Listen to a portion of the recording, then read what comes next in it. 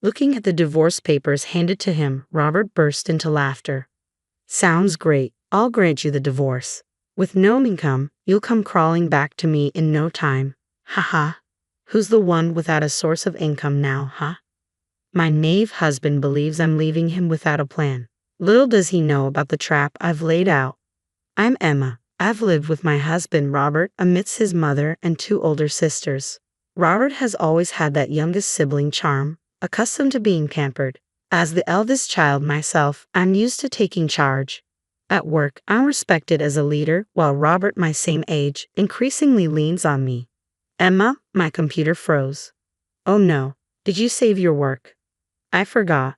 Seriously, let me help you redo it. Hand me your hard copies. Our dynamic duo with me supporting the ever-errant Robert became well known around the office.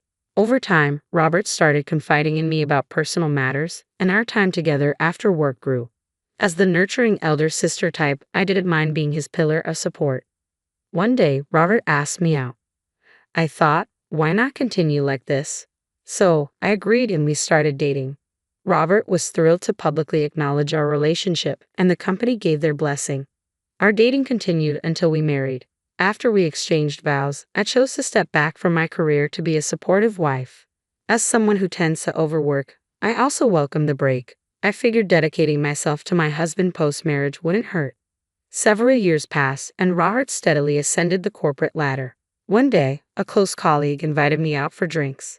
As we caught up happily, my colleague, visibly relieved, remarked, "It's good to see you haven't changed, Emma." Huh? Why? Well, from what Robert's been saying, you know. Robert's colleagues exchanged glances. Hey, what has Robert been saying about me? We've heard that Emma isn't very good at managing household chores and that Robert supports you in everything.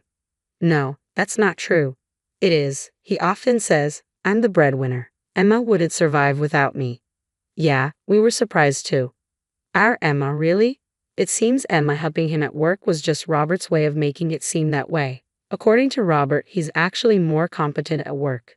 He even mentioned that Emma quit her job due to feelings of inadequacy. Their words left me truly shocked. Robert, who had been spoiled by his mother and sisters until we married, couldn't boil water, let alone handle household chores like cleaning, laundry, or daily cooking. I took care of everything at home, yet he's been spreading completely false stories to everyone.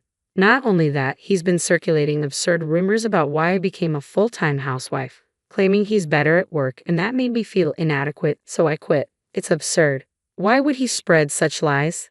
I was so shaken that I left the party early. As soon as I got home, I confronted him. Robert, are you bad-mouthing me at work? Stop it. Robert responded casually. It just came up in conversation. Wouldn't you be proud if people thought your husband was capable? You haven't said anything you shouldn't have you? I haven't said anything. Actually, I was too shocked today to respond properly. I'll set things straight from now on. Don't get worked up over something trivial. You're being childish. Haha. Stop stressing, Robert says, but it's not pleasant to hear gossip behind your back. Robert doesn't seem to understand, but if I clearly tell him to stop, he might not spread such rumors again. However, I later discovered my hope was naive. According to a colleague, the situation seemed to worsen. Since then, Robert has intensified his efforts to portray me as an incompetent housewife, perhaps to prevent me from exposing his falsehoods. He spread even more damaging rumors about me, insisting I'm a lazy wife who neglects household duties while loudly boasting about supporting me financially. Can you elaborate on this? I called my colleagues to get more details. Well, after that, Robert started bad-mouthing you to our boss as well. Even to the boss.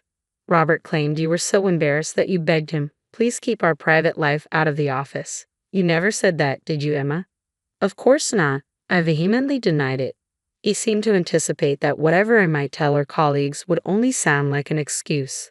I told everyone the truth, that I manage all the household chores and Robert can't handle anything at home. Besides, he often seeks my advice when he faces work challenges. When he admitted he didn't know how to prepare a proposal, I even helped him draft documents.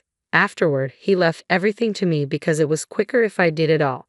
As I expected, my former colleagues, who knew me well, immediately believed me. Reluctantly, they continued. I debated whether to share this with you, Emma. According to them, Since his promotion, Robert has been using his position to invite young women from work to dinners. There's one in particular he seems to favor, and she doesn't seem to mind.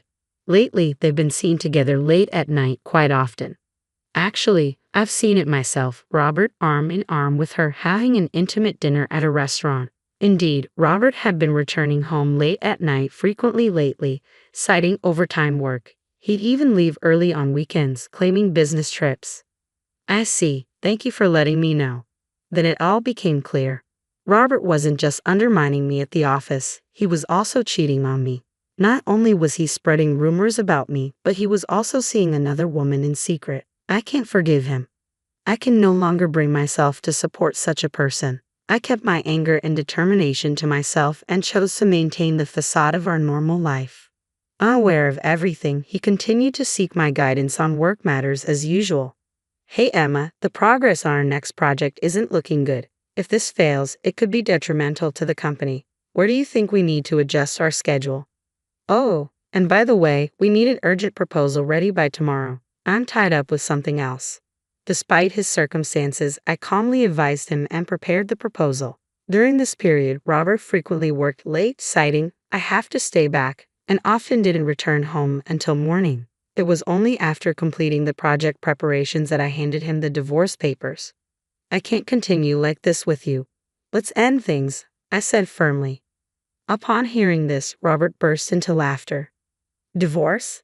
What can you do without any income? I'll find work, but who would hire you after years of being a stay-at-home wife? Best you could hope for is a part-time job for some extra cash. Still, I no longer want to be with someone as unfaithful as you. I can't stand it. When I mentioned his infidelity, he was taken aback and raised his voice. What? An affair? You're just imagining things, aren't you? Do you have any proof? I stayed silent, and Robert left with a sense of triumph. You're jumping to conclusions without any proof. Since you're the one who brought up the divorce, you should be the one to leave this house. With that, he forcefully took the divorce papers and expelled me from our home. However, I had already prepared my bags to leave. I picked them up and walked out. As I left, I heard Robert's mocking words, You, with no place to stay, will be back soon enough. They'll come begging later. Yet it was Robert who came begging the next day. Emma, what's going on? The document you gave me the other day was a mess. The schedule I revised based on your suggestions had so many gaps. Even after discovering his infidelity, I continued to create documents for him, but with a twist in their content. I directed him to develop schedules based on impractical assumptions and intentionally made flawed suggestions for his proposals. The result was a chaotic mix of poorly planned schedules and flawed proposals, which Robert blindly submitted without review. Predictably, the project ended in a disastrous failure, causing Robert's reputation within the company to plummet. With trust eroded, Robert was demoted. Dissatisfied with his new role, he blamed his wife, claiming she had influenced his decisions. This defense backfired, further damaging Robert's standing. The company viewed his dependence on his wife for business decisions as a serious issue, overshadowing the project's failure itself. I noticed a significant improvement in your work efficiency after your marriage. Have you been consulting your wife all along? Like this incident? No, this was the only time my wife assisted me. Robert realized there was no use defending himself anymore. His incompetence, his reliance on others for everything, had become apparent to his boss. He tried to contact me multiple times afterward, but I ignored all of his attempts because they were simply bothersome. Then one day, a lawyer claiming to represent him visited me. Robert says you're always welcome to return.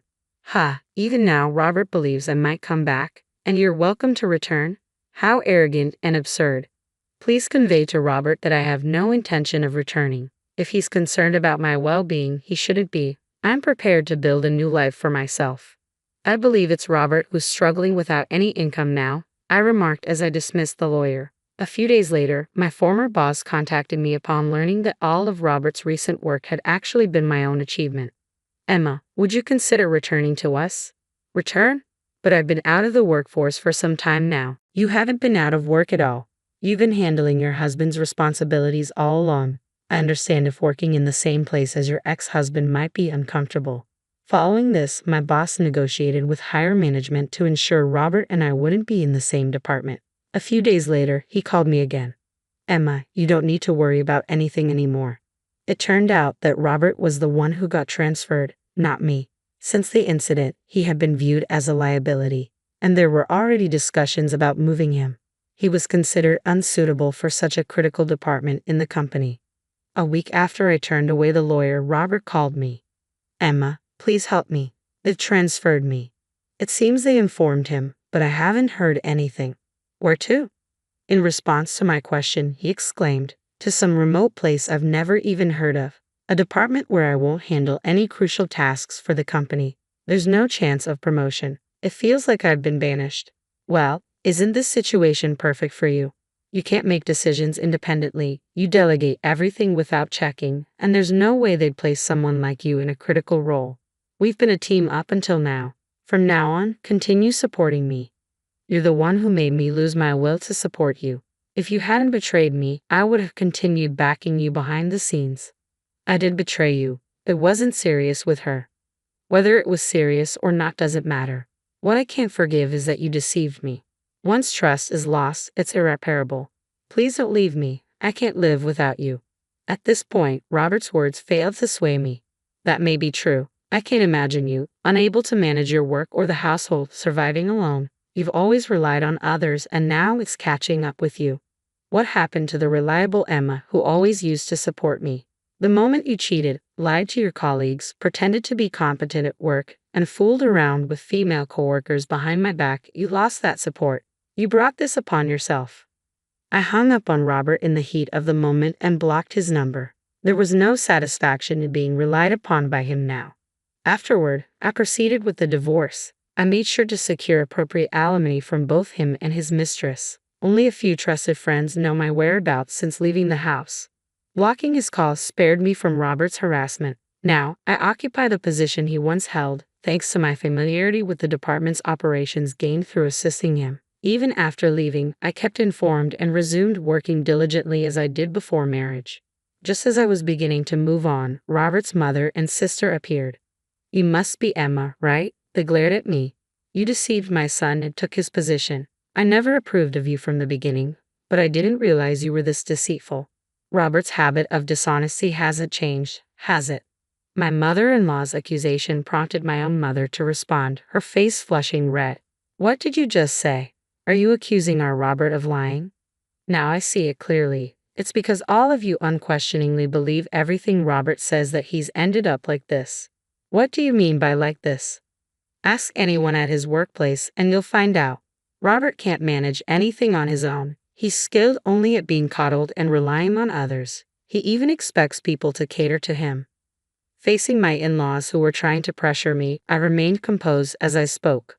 And that's not all. Behind everyone's back, he slandered those who supported him and fabricated a persona of greatness. I didn't take Robert's position from him. Rather, his true colors were revealed, leading to his transfer. Even so, isn't it heartless for you, his wife, to abandon him? You should direct those words to Robert himself. While he was having an affair, he had me cover for him at work. Did he mention any of this to you? What? What are you talking about? Just as I suspected, he only tells you what suits him. That's typical of Robert, even now. By the way, if he has grievances, why doesn't Robert come here himself? Could it be because he doesn't want to face his colleagues after lying, cheating with a coworker, which all came to light, and getting transferred? I doubt he'd dare show his face now, would he? A fair transfer? What's that supposed to mean? I suggest you not take everything he says at face value. I'll take my leave now. Realizing the truth in my words, my in-laws left awkwardly and quietly. With Robert having played his final cards through his mother and sister, there's likely nothing more he can do. Whether he chooses to reflect on himself while living in a remote place or continues his old ways is no concern of mine. I'll simply focus on living my own life.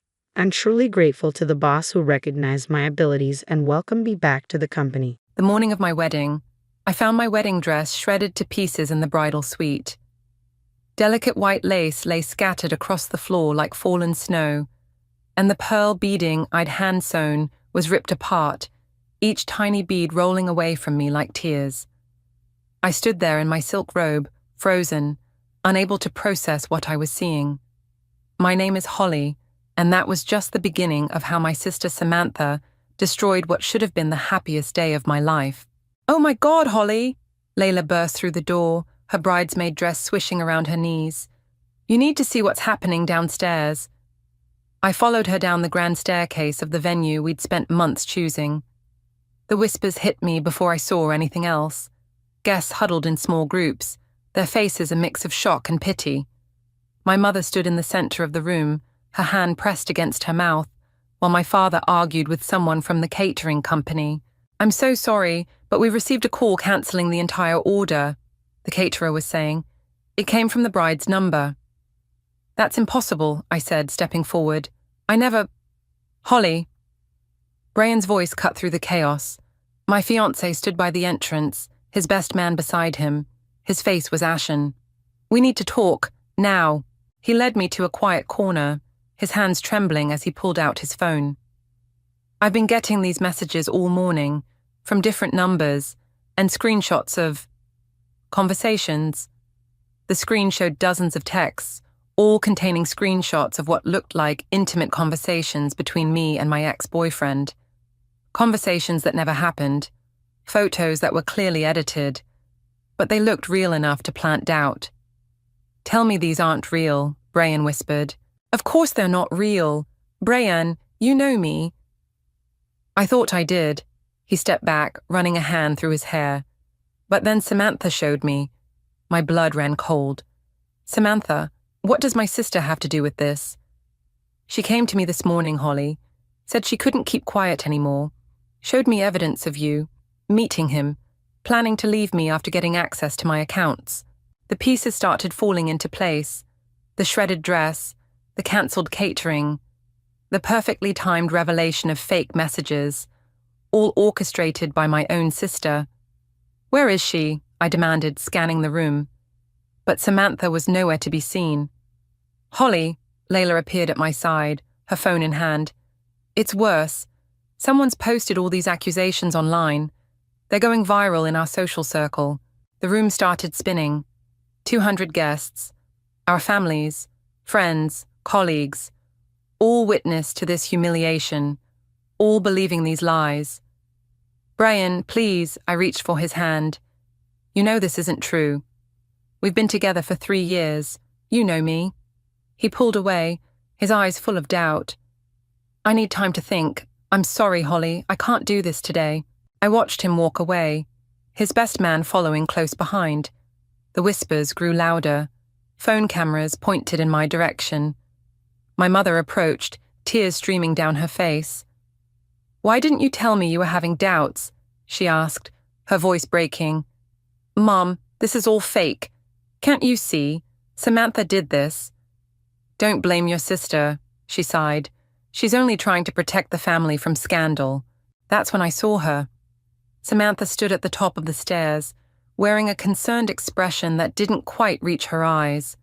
Our gazes met, and for a split second, her mask slipped. The corner of her mouth twitched into a smirk before she quickly covered it with her hand. "I think we should start asking guests to leave," my father announced, his voice heavy with disappointment. I stood in the middle of the chaos, watching my perfect day crumble around me. Years of planning, destroyed in hours. My relationship, shattered by carefully crafted lies. My reputation, in tatters. Layla squeezed my hand. "What do you want to do?" I took a deep breath, straightening my spine. Through the tears threatening to fall, I looked up at Samantha one more time.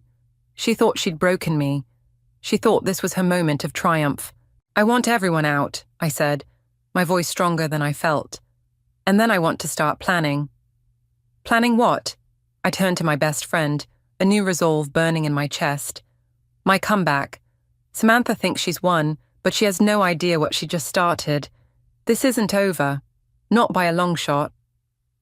3 months after my ruined wedding, I sat across from Layla at our favorite coffee shop, spreading out business cards and brochures across the small table. "You're really serious about this wedding planning thing?" Layla stirred her latte, eyeing the materials skeptically. Most people would avoid anything wedding-related after what happened. Most people haven't had their sister destroy their wedding in spectacular fashion. I tapped one of the business cards. Look, I already have my first client booked. Through your mother's friend, Layla pointed out. Are you sure you're ready? The bell above the shop door chimed, and I instinctively ducked my head. Ever since that day, I'd developed a habit of avoiding eye contact in public places. The whispers had finally started to die down, but the humiliation still lingered. I have to be ready, I said, straightening up. I can't hide forever. Besides, who better to plan a wedding than someone who knows exactly how one can go wrong? Layla's phone buzzed. She glanced at it and grimaced. Speaking of wrong, Samantha just posted another vacation photo with Tyler. They look disgustingly happy. Delete her from your social media, I said firmly. I did it the day after the wedding. Your mum keeps asking when you'll talk to her again. I gathered my papers into a neat pile. Maybe when hell freezes over, or when she admits what she did, whichever comes first. The next morning, I stood in front of my first clients, a young couple who'd been engaged for 6 months. The bride, Jessica, clutched a wedding magazine while her fiancé, Marcus, looked like he'd rather be anywhere else. So, I began, tell me about your dream wedding. Well, Jessica leaned forward. I want something unique. Everyone does beach weddings or garden parties. I want people to remember our day. I fought back a bitter laugh. Trust me, I know all about memorable weddings. Oh, Jessica's eyes widened. Weren't you the one who now runs the most detail-oriented wedding planning service in the city? I cut in smoothly. Yes, that's me. And I can guarantee that every aspect of your wedding will be triple-checked and secured. 2 hours later, I had my first contract signed. As I walked to my car, my phone rang. It was Brian. My heart stuttered. We hadn't spoken since that day. Hello? My voice came out steadier than I felt. Holly? He sounded tired. I've been doing a lot of thinking about everything that happened. I leaned against my car, legs suddenly weak. And? I should have trusted you, should have known better than to believe those messages. I've been looking into it, and there's evidence they were manipulated. I tried to tell you that 3 months ago. I know. He paused. I miss you, Holly. The words I'd dreamed of hearing for months, but instead of joy, I felt something else. Strength. I'm sorry, Brian, but I can't go backward. You didn't trust me when it mattered most. I'm building something new now. That evening, I met with Layla at her apartment. She opened the door to find me grinning. Okay, what happened? You look like you just won the lottery. I flopped onto her couch. I signed my first clients and turned down Brian when he called to reconcile. He called? Layla sat down hard. What did he say? That he should have trusted me. But you know what? In a weird way, I'm grateful for what happened. It showed me who really had my back. Layla handed me a glass of wine. Speaking of having your back, your mom called me. Samantha's engaged to Tyler. The wine glass froze halfway to my lips. Already? The wedding's in a year. Your mom wants you to be there. I set the glass down carefully. Of course she does, because heaven forbid we don't pretend to be one big happy family. Are you going to go? I stood up and walked to Layla's window, looking out at the city lights. Below, a wedding party spilled out of a restaurant, their laughter floating up to us. The bride's white dress glowed under the streetlights. You know what? I turned back to Layla. I think I will, but not as the bitter, betrayed sister. I'm going to go as the best damn wedding planner this city has ever seen. By then, everyone will know my name for the right reasons. Layla raised her eyebrows. That's either the healthiest or most terrifying response you could have given. I picked up my wine glass and smiled. Why not both? To new beginnings. To new beginnings, Layla echoed, and to karma being a patient friend. Remember when Samantha cut up your favorite dress before your 8th grade dance? Layla asked, helping me sort through old family photos. God, the pattern's been there all along. I picked up a photo of Samantha and me at that dance. Me in a hastily borrowed dress, her beaming in a designer gown. Mom always said I was being dramatic when I blamed her. Speaking of your mom, Layla held up her phone, showing me a text. She wants us both over for dinner tonight, says it's important. 6 hours later, we pulled up to my childhood home. Through the window, I could see my mother arranging flowers in the dining room. Her nervous habit. We can still leave, Layla offered. No, let's get this over with. Inside, my mother hugged me too tightly. Holly, sweetheart, and Layla, thank you both for coming. What's so important, Mom? She fidgeted with her necklace. Well, I thought we should talk about Samantha's engagement party next month. She wants you to… No. I cut her off. Whatever it is, no. She wants you to be her maid of honor. The room went silent. Even the old grandfather clock seemed to hold its breath. Are you kidding me? I laughed, but it came out harsh. After what she did? Holly, she's your sister. She feels terrible about your wedding, but… Feels terrible? Has she admitted what she did? Has she apologized? Mom's face crumpled. She says there's nothing to admit, that you're imagining things. Classic, Layla muttered. The doorbell rang, making us all jump. Mom's eyes widened. Oh, I should mention, Samantha and Tyler are joining us. Before I could react, I heard the front door open and Samantha's voice floating in. Mom, sorry we're late. She appeared in the doorway, Tyler behind her. She wore an expensive-looking dress and a massive engagement ring that caught the light like a disco ball. Holly! She rushed forward as if to hug me. I stepped back. Don't. Tyler shifted uncomfortably. Maybe we should give them space. No need, Samantha said brightly. Holly's just being dramatic, as usual. Dramatic? I felt my control slipping. Was I being dramatic when you destroyed my wedding dress? When you faked those messages? See, Samantha turned to our mother. She's still making up stories. Holly, I know you were stressed about the wedding, but blaming me for your cold feet is… Shut up. The words came out quiet but sharp. Just shut up. Girls, Mom pleaded, please. Can't we move past this? Samantha wants you in her wedding party, Holly. It's a chance to heal. A chance to what? I stood up.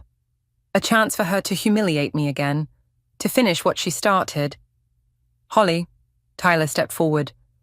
I know things are tense, but Samantha's told me how much she misses you. I looked at him. Really looked at him. He seemed genuine, kind even. Just like Brian had been. Tyler, has she told you what really happened at my wedding? Samantha's smile flickered. There's nothing to tell. Holly got cold feet and… My phone buzzed. A text from Brian. We need to talk. It's about Samantha. I have proof. I showed the message to Layla, whose eyes widened. Well, I said, gathering my things. This has been enlightening. Mom, I'm sorry, but I won't be in Samantha's wedding party. I won't be at her wedding at all. You're just jealous, Samantha snapped, her perfect mask cracking. You can't stand that I'm happy, that I'm getting married when your wedding fell apart. I turned to her slowly. No, Samantha, I'm not jealous. I'm successful. I'm healing. And I'm done letting you gaslight me. Holly, Tyler called as I reached the door. Whatever happened between you two, can't you forgive her? For the family's sake. I looked back at my sister, at her expensive dress and her perfect makeup, and her carefully constructed lies. Some things don't deserve forgiveness, Tyler. Some things need consequences. Outside, Layla grabbed my arm. What did Brian say he has proof of? I showed her the rest of the message. Found the person who helped her fake those screenshots. They're willing to talk. Holy shit, Layla breathed. What are you going to do? I watched through the window as Samantha comforted our crying mother, playing the role of the wounded, misunderstood sister perfectly. I'm going to wait, I said. Let her plan her perfect wedding. Let her think she's won. And then we'll see who's being dramatic. And that's how we saved the Anderson wedding after the venue flooded, I concluded, watching the young couple across my desk exchange impressed glances. No crisis is too big when you're prepared. My phone buzzed. Another 5-star review posted online. In 6 months, I'd become the city's go-to wedding planner for crisis management. Ironic, considering my own wedding disaster. After the clients left, Sawyer poked his head into my office. As one of the few mutual friends who'd stayed neutral during the fallout with Samantha, he'd recently started referring clients to me. "Hey, got a minute?" He closed the door behind him. "There's something you should know about Samantha's engagement." I gestured to the chair. "I'm listening." "Tyler's ex-girlfriend reached out to me, says Samantha started pursuing him while they were still together, used some familiar tactics." My stomach dropped. "What kind of tactics?" "Fake messages, edited photos. Sound familiar?" Before I could respond, my phone rang. Brian's name flashed on the screen. "Sorry, I need to take this." I waited until Sawyer left. "Brian?" "I met with the guy," he said without preamble. "The one who helped Samantha fake those messages. He kept receipts, Holly. Everything." I gripped the edge of my desk. Why is he coming forward now? Apparently, she never paid him the full amount she promised. He's bitter. A knock at my door interrupted us. Layla entered, waving an envelope. "You got your official invitation to the wedding of the year," she said sarcastically. "I'll call you back," I told Brian. Layla handed me the cream-colored envelope. Inside was an elaborate invitation with gold foil details. Classic Samantha, always having to outdo everyone. "Are you going to RSVP?" Layla asked. My phone pinged with a text from Sawyer. "Tyler's ex wants to meet, says there's more you should know." "Yes," I said, reaching for my phone. "I think I will." 2 days later, I sat across from Maria, Tyler's ex, in a quiet cafe. She looked nervous, stirring her coffee without drinking it. "I thought I was crazy," she said. "The messages seemed so real. Tyler swore he never sent them, but there they were, time-stamped and everything. Then I saw what happened at your wedding, and it clicked. Did you tell Tyler?" She shook her head. "He wouldn't believe me. Samantha had already convinced him I was unstable, jealous. Sound familiar?" My phone lit up with another text from Brian. "Meeting set with the tech guy tomorrow. You should be there." "Holly," Maria leaned forward, "there's something else. The timing of their engagement. It's not what everyone thinks." "What do you mean?" "They got engaged the week before your wedding. Samantha made Tyler keep it secret, said she didn't want to steal your thunder." I felt the blood drain from my face. She was engaged. When she destroyed my wedding, she wanted both spotlights, yours and hers, but she couldn't handle sharing the attention.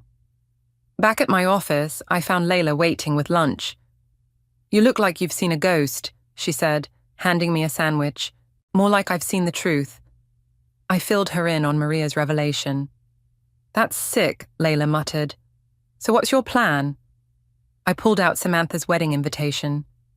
"First, I'm going to RSVP yes. Then I'm meeting with Brian and this tech guy tomorrow. And then I'm going to plan the perfect wedding gift for my dear sister." My phone rang. Samantha's number. I put it on speaker. "Holly, you RSVP'd yes. Mum's going to be so happy. Wouldn't miss it for the world," I said sweetly. "I know we've had our differences, but this means so much to me. Maybe you could even help with some of the planning. You're so good at it now." I caught Layla's eye. She was making gagging motions. "Actually," I said, "I'd love to help. I've learned so much about what can go wrong at weddings, and how to prevent it." "Perfect. Let's have lunch tomorrow. Just us sisters." "Sorry, I have an important meeting tomorrow, but soon." After hanging up, Layla stared at me. "You're playing with fire." I picked up the invitation, running my finger over the embossed date. "No, I'm playing her game. And this time, I know all the rules." My phone buzzed again, a text from Maria. "Found the original messages, the ones she deleted. Still want to see them?" "Yes," I typed back. "Every single one." The pieces were falling into place. Samantha wanted a perfect wedding. I'd make sure she got exactly what she deserved. The tech guy, who introduced himself only as Jake, spread printouts across the coffee shop table. Brian sat beside me, his jaw clenching as he reviewed the evidence. These are the original message logs, Jake explained, pointing to timestamps. See how they don't match the screenshots Samantha distributed? That's because she used software to create fake conversations and backdate them. And you helped her do this? I asked. Jake shifted uncomfortably. She paid well, or was supposed to. Said it was just a prank between sisters. Some prank, Brian muttered. My phone buzzed, a text from my mother. Samantha's trying on wedding dresses today. Please come. She misses you. There's more, Jake said, pulling out his laptop. The email she sent to your caterers and vendors, cancelling services. I tracked the IP addresses, all from her home computer. Can you prove it was her specifically? Brian asked. Better. I have the original emails she sent me asking how to do it. A new message popped up, this time from Maria. Found something interesting about Tyler's company. Your sister's been busy. Before I could respond, the coffee shop door chimed. I looked up to see my mother walking in. Holly, I thought that was your car outside. She spotted Brian and froze. Oh, I didn't realize. Jake quickly gathered his papers. I'll email you everything, he whispered before slipping away. Mom, I stood up. What are you doing here? Looking for you. The bridal shop is just down the street. Samantha's trying on dresses and... I'm in a meeting. I cut her off, gesturing to Brian. Mom's eyes narrowed. Are you two? No, Brian said firmly. We're dealing with something else. Something about your other daughter. What's that supposed to mean? I pulled out one of Jake's printouts. Maybe you should see this, Mom. Remember how you never believed me about Samantha? She took the paper hesitantly. I watched her face change as she read. Confusion, shock, denial, and finally, devastating realization. This can't be real, she whispered. It is. And there's more, so much more. Mum sank into a chair. Why would she do this? Because she's always been jealous, Brian said. Because she couldn't stand Holly being happy. My phone buzzed again. Maria had sent a document, financial records showing suspicious transfers from Tyler's company accounts, all traced back to Samantha.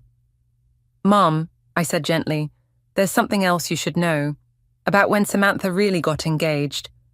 20 minutes later, my mother sat in stunned silence, tears rolling down her cheeks. All these years, she said finally, all the times you tried to tell me, I always defended her. You wanted to believe the best about your daughter. I have 2 daughters, she said sharply, and I failed to protect one of them. My phone lit up with a call from Sawyer. Holly, we have a problem. Samantha knows you're gathering evidence. She's trying to get ahead of the story. How? She's telling people you're having a breakdown, that you're obsessed with ruining her wedding because you're jealous. She's even talked to some of your clients. I felt the blood drain from my face. My clients? Check your business email. I pulled out my laptop, opened my inbox, and felt my stomach drop.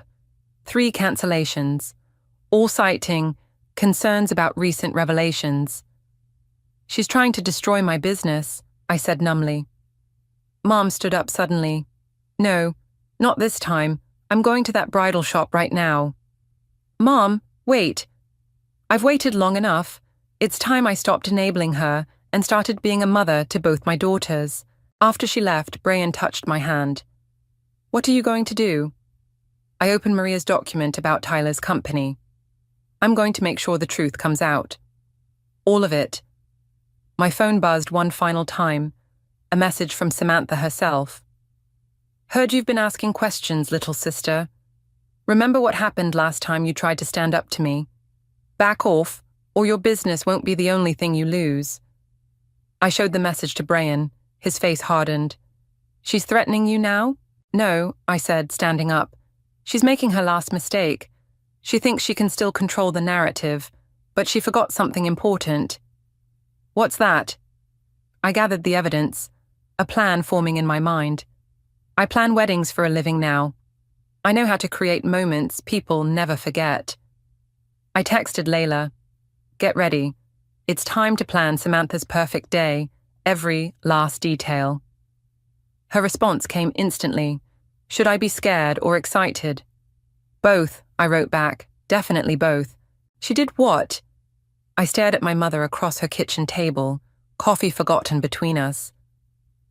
Threw a complete tantrum at the bridal shop, Mom said, rubbing her temples. When I confronted her about the evidence, she knocked over 3 wedding dresses and accused me of always loving you more. Classic deflection, Layla muttered from her spot by the counter. Tyler was there, Mom continued. He looked confused, started asking questions about what evidence we were talking about. My phone buzzed, another client cancellation. That made 5 now. She's systematically destroying everything I've built, I said, showing Mom the email. Just like she did with my wedding. The doorbell rang. Mom went to answer it, returning with Tyler behind her. Holly, he said, looking uncomfortable. Can we talk? Layla straightened. I'll stay. It's okay, I told her. Give us a minute. Once we were alone, Tyler paced the kitchen. Samantha's been crying all night, says you're trying to ruin her wedding because you're jealous. But then your mom mentioned evidence, and Maria called me. What did Maria tell you? That Samantha broke us up. That she used the same tactics she allegedly used at your wedding. He ran a hand through his hair. I don't know what to believe. I pulled out my phone, opened the folder with Jake's evidence. Believe this. 20 minutes later, Tyler sat with his head in his hands. The company accounts. I gave her access because she said she wanted to learn about finance. I trusted her. We all did. But why? Why would she do all this? Because she can't stand anyone else being happy, Mom said from the doorway. We hadn't heard her return. Because I spoiled her and excused her behavior until she became someone I don't recognize. Tyler's phone started ringing. Samantha's photo lighting up the screen. He declined the call. The wedding's in 3 days, he said quietly. I know. She's got everything planned perfectly. 300 guests, press coverage. She's been talking about it being the wedding of the year for months. Mom sat down heavily. Tyler, what are you going to do? Before he could answer, the front door burst open. Samantha stormed in, mascara streaked down her face. You, she pointed at me. You're poisoning everyone against me. First Mom, now Tyler. No one's poisoning anyone, Tyler said. We're just finally seeing the truth. Truth? She laughed hysterically. The truth is, my sister's always been jealous of me. She can't stand that I'm getting the perfect wedding she couldn't have. The wedding you made sure I couldn't have, I corrected quietly. You have no proof. Actually, Tyler held up his phone. She has quite a lot of proof, including what you did with my company's money. Samantha's face went white. I can explain. Save it, Mom cut in. I've spent years making excuses for you, Samantha. No more. You're all against me. Samantha's voice rose to a shriek. But the wedding's still happening. Everything's paid for. Everything's arranged. You can't stop it. No one's trying to stop your wedding, I said, standing up. In fact, I want it to happen exactly as planned. Something in my tone made her pause. What does that mean? It means you're going to get the perfect wedding you deserve. Are you threatening me? No, I'm promising you something. You wanted all the attention. You'll get it. You wanted a memorable day. It will be unforgettable. Tyler stood up. I need time to think about everything. Tyler, please. Samantha grabbed his arm. Don't listen to them. Remember all our plans, our future. Our future built on lies? He gently removed her hand. I'll see you tomorrow. Maybe. After Tyler left, Samantha turned to me, her mask completely gone. You think you've won? I still have the upper hand. Your business is falling apart. Your reputation... My reputation will recover, I interrupted. The truth has a way of doing that. The question is, will yours? She stormed out, slamming the door so hard the windows rattled. Mom sank into a chair. What happens now? I picked up my phone, opened my messages. Dozens of people, Jake, Maria, Brian, Sawyer, former clients Samantha had lied to, all waiting for my signal. Now, I said, we get ready for a wedding. Holly, Mum's voice was worried. What are you planning? I thought about all the years of Samantha's manipulations, all the lives she'd damaged, all the pain she'd caused. Justice, Mom. I'm planning justice. The grand ballroom buzzed with 300 of the city's elite. Samantha had spared no expense: crystal chandeliers, ice sculptures, and enough flowers to fill a greenhouse. She stood at the center of it all in her designer gown, basking in the attention. Tyler hadn't called off the wedding. "Are you ready?" Layla whispered, adjusting my bridesmaid's dress. Yes, I'd accepted the role, much to everyone's surprise, especially Samantha's. "Everything's in place," I murmured back. "Jake," she nodded toward the tech booth, "ready with the video system. Maria, third row with the evidence files. Brian, by the bar with Tyler's company records." The wedding planner, not me, obviously, began herding people to their seats. Samantha caught my eye and smirked, probably thinking she'd won by having me stand here in her wedding party, diminished and defeated. The ceremony began. I watched Tyler's face as Samantha recited her vows, wondering if he could hear the insincerity in her voice. When the officiant asked if anyone objected, I stayed silent.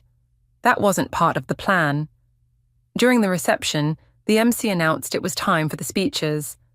Samantha had strategically placed mine last, probably expecting me to embarrass myself. I approached the microphone, champagne glass in hand. The room fell silent. For those who don't know me, I'm Holly, Samantha's sister. I smiled at the crowd. "And I'm a wedding planner." Samantha's smile flickered. "In fact, I specialize in crisis management, making sure nothing goes wrong on the perfect day, making sure no one can sabotage a wedding."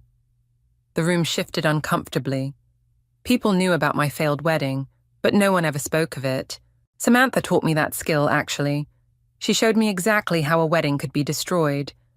The fake messages, the cancelled vendors, the orchestrated humiliation. "Holly," Samantha warned from her seat, "but today isn't about my wedding. It's about truth, about consequences." I nodded to Jake. The ballroom screens lit up with evidence, time-stamped messages showing Samantha's manipulation, financial records from Tyler's company, testimonies from people she'd hurt. "No." Samantha lunged for the tech booth, but Brian was faster, blocking her path. "Tyler," I continued, "did you know Samantha was engaged to you when she destroyed my wedding? That she delayed announcing it so she could steal both moments?" Tyler stood up slowly, his face ashen. "Is this true?" "Of course not," Samantha shrieked. "She's lying." "Actually," my mother's voice rang out as she stood, "we have proof of everything." Maria stepped forward, holding up her phone. "Including what she did to me, Tyler. The same pattern, the same manipulation." The crowd murmured. Phones came out, recording everything. "You want to talk about patterns?" I continued. "Let's talk about childhood. Every time I achieved something, something mysterious would happen to ruin it. My 8th grade dance dress, destroyed. My college acceptance letter, mysteriously lost until after the deadline. "Stop it," Samantha whispered, but her voice had lost its power. "But your biggest mistake?" I turned to face her directly. "Was threatening my business, because that gave me nothing left to lose." The screens now showed her recent messages to my clients, the orchestrated campaign to destroy my reputation. "You see," I addressed the crowd, "my sister wanted a memorable wedding, one people would talk about forever." "Congratulations, Samantha. You got your wish." Tyler stood up. "The company money? How much did you take?" "Tyler, please." Samantha reached for him, but he stepped back. "I can't." He looked around the silent room, at the evidence still playing on the screens, at his bride's crumbling facade. "I can't do this." He walked out. The crowd erupted in whispers. Samantha lunged at me, but security, which I'd quietly arranged, intercepted her. "You ruined everything," she screamed. "No," I said calmly. "You did that all by yourself. I just made sure everyone saw the truth." Our mother approached, tears streaming down her face. "Samantha, how could you?" "Mom, don't you see? She's always been your favorite. I just wanted..." "To hurt people?" Mom shook her head. To destroy lives. That's not what I raised you to be. The guests began filing out, phones still recording, whispers growing louder. Samantha's perfect wedding had become exactly what she'd feared, a public humiliation. Holly, Layla touched my arm. We should go. I looked at my sister one last time. She stood alone in her expensive dress, mascara running, the remnants of her carefully constructed world crumbling around her. Karma's not a punishment, Samantha, I said softly. It's a teacher. I hope you learn from this. As we left, I heard her collapse into sobs. But this time, there was no satisfaction in her tears, only a quiet sense of justice finally served. The morning sun streamed through my office windows as I reviewed the day's appointments. My phone buzzed with a text from Tyler. Meeting with the lawyers today. Thanks for helping build the case. A knock at my door made me look up. My mother stood there, holding 2 coffee cups. Thought you might need this, she said, setting one down. Big day, 3 consultations and a venue walk through. I gestured to the chair. How's the house hunting going? Found a nice condo downtown, smaller, but... She trailed off, and I knew she was thinking about the empty rooms in our family home since Samantha had left town. Have you heard from her? Mum nodded slowly. She's in therapy. Actually therapy this time, not just saying she is. Her therapist reached out, wants to arrange a supervised conversation. And? I said yes, but I told them you get to decide if and when you're ready. Another knock. Layla poked her head in. Your 9 o'clock is here. Oh, hi, Mrs. G. I'll let you work, Mum stood, then hesitated. Holly, I'm sorry I didn't believe you all those years. I was so focused on keeping the peace that I didn't see the damage being done. Mom. No, let me finish. Watching you handle everything with such grace, even during the wedding. I've never been prouder. After she left, Layla helped me prepare for the consultation. Speaking of the wedding, have you seen the industry newsletter? Your business is booming since the story got out. Turns out being known for exposing wedding sabotage is good for business. I smiled wryly. Who knew? My phone buzzed again. Brian this time. Coffee later. Need your advice about something. Before I could respond, my clients arrived, a young couple with familiar anxiety in their eyes. We heard about what happened at your sister's wedding, the bride said immediately. That's why we chose you. We need someone who can spot trouble before it happens. That's exactly what we do here, I assured them. Tell me about your vision. As they described their plans, I noticed a small package on my desk that hadn't been there before. The return address made my heart skip. It was from Samantha.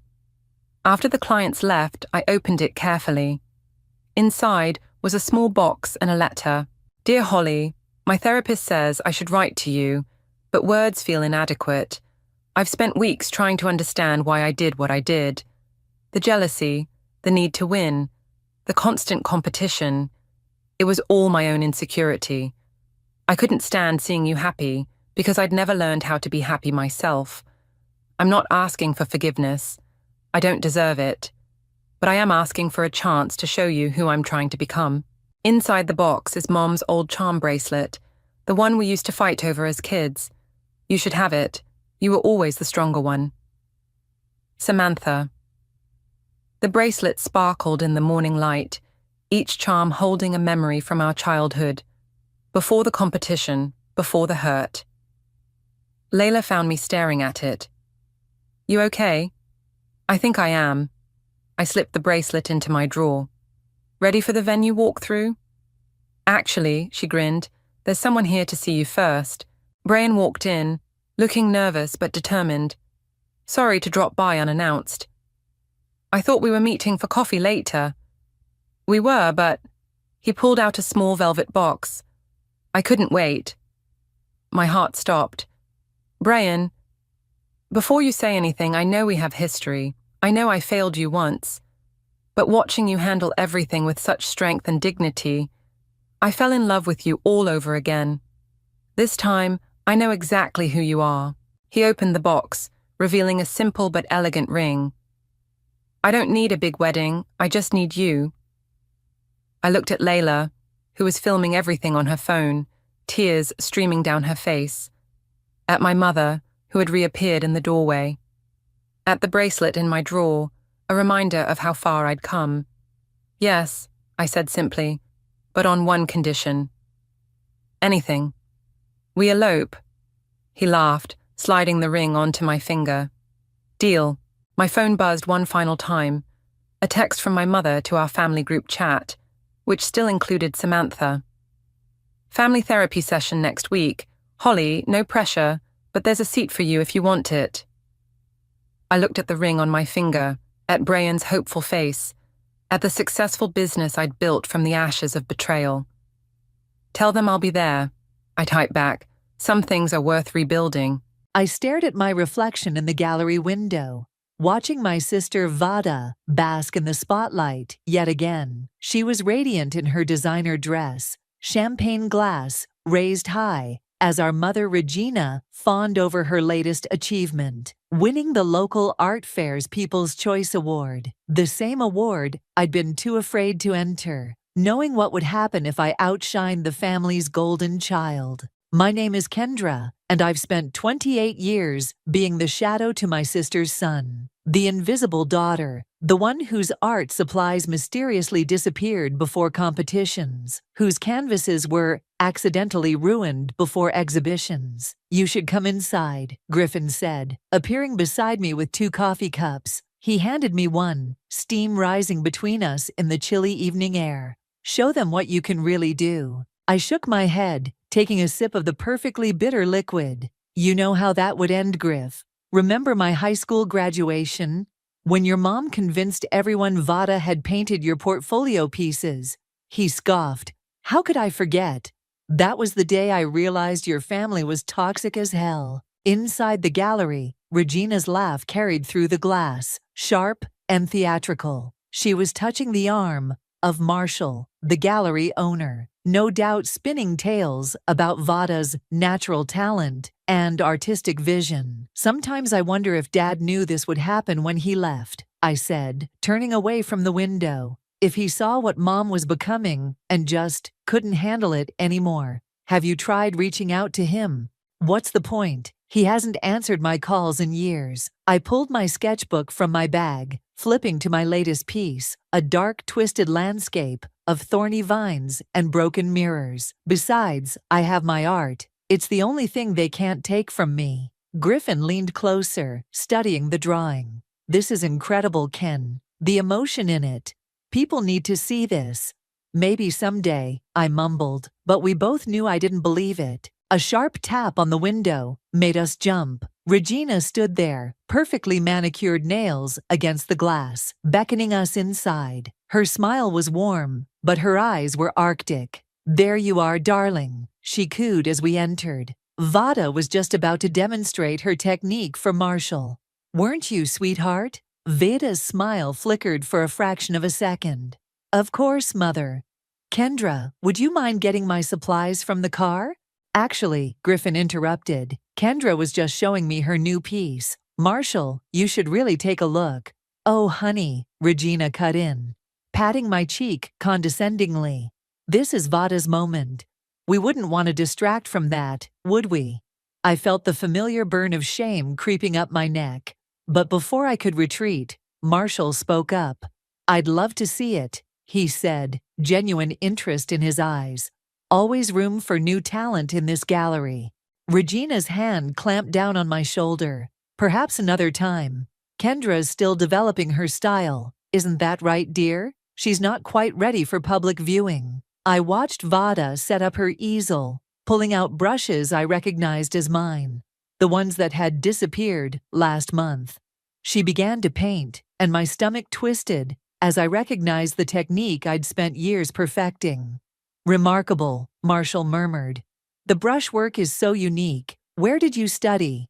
Oh, Vada's entirely self-taught, Regina gushed. It just comes naturally to her. I felt Griffin's hand squeeze mine as I fought back tears, but something else was building beneath the hurt, a spark of anger, of defiance. I need some air, I managed, pulling away from Regina's grip. Outside, I pulled out my phone, and opened the local art competition website. The submission deadline was tonight at midnight. Do it, Griffin said, reading over my shoulder. Enter the piece we saw at your studio yesterday, the one with the broken mirrors. My finger hovered over the submit button. Mom will be furious. Good. Griffin's voice was steel. Let her be. I pressed submit before I could change my mind. The confirmation email arrived instantly. Thank you for your submission to the Spring Showcase competition. What's the worst that could happen? I asked, trying to sound braver than I felt. Griffin smiled. You could win. Looking back through the gallery window, I watched Vada sign her name to a painting that mimicked my style perfectly. She caught my eye and winked, raising her champagne glass in a mock toast. Little did she know, everything was about to change. The invisible daughter was finally stepping into the light. 2 weeks later, I stood in front of my easel at Griffin's studio, trying to process the email I'd just received. My hands were shaking so badly, I nearly dropped my phone. I won, I whispered. Griffin, I actually won the Spring Showcase. He rushed over from his workspace, paint-stained hands grabbing the phone. First place? Holy shit, Ken, this is huge. The prize includes a featured spot in next month's gallery walk. My voice cracked. My work will be displayed at Marshall's gallery. Griffin pulled me into a tight hug, not caring that we were both covered in paint. Finally, everyone's going to see what you can really do. My phone buzzed. A text from Vada. Mom wants you at the house. Important family meeting. That's suspicious timing, Griffin said, reading over my shoulder. They couldn't possibly know already, right? The results weren't public yet, but anxiety churned in my stomach as I gathered my things. Want me to come with you? I shook my head. I need to handle this myself, but stay close to your phone. The drive to my mother's house felt like heading to an execution. Regina's Mercedes was in the driveway, along with Veda's Range Rover. I took a deep breath and went inside. They were waiting in the living room. Regina sat perfectly poised on her favorite armchair, while Vada lounged on the sofa, scrolling through her phone. Darling, there you are, Regina said, her smile not quite reaching her eyes. We have wonderful news. Oh? I remained standing, arms crossed. Marshall called earlier, Vada announced, looking up from her phone. He wants to represent me. Can you believe it? Regina beamed. He was so impressed with her work at the gallery, he's offering her a solo exhibition. That's interesting timing, I said carefully, considering I just won the Spring Showcase. The temperature in the room seemed to drop 10 degrees. Regina's smile froze. What did you say, dear? I entered my work in the showcase, I repeated, louder this time. And I won first place. They're featuring my pieces at Marshall's gallery next month. Vada sat up straight, exchanging a look with Regina. Our mother stood slowly, smoothing her designer skirt. Sweetheart, we need to discuss something. Her voice was honey-sweet poison.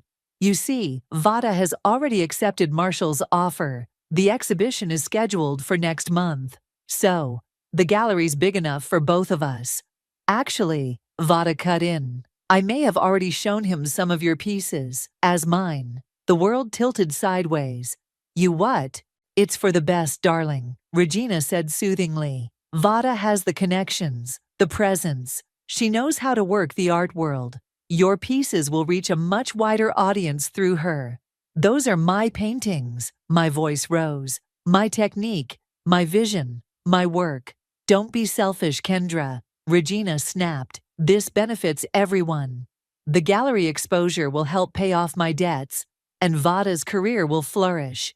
You can always make more paintings. I pulled out my phone, hands trembling. I'm calling Marshall right now. Regina moved faster than I'd ever seen her, snatching my phone. You will do no such thing. This family has a chance at something extraordinary. I won't let you ruin it with your petty jealousy. Petty jealousy, I laughed, the sound harsh and foreign. You're literally stealing my art. Nobody's stealing anything, Vada said, examining her manicure. We're just redistributing the credit. Besides, who would believe you? I've already built a reputation. You're nobody. I backed toward the door, bile rising in my throat. You're both insane. Sleep on it, darling, Regina called after me. You'll see we're right.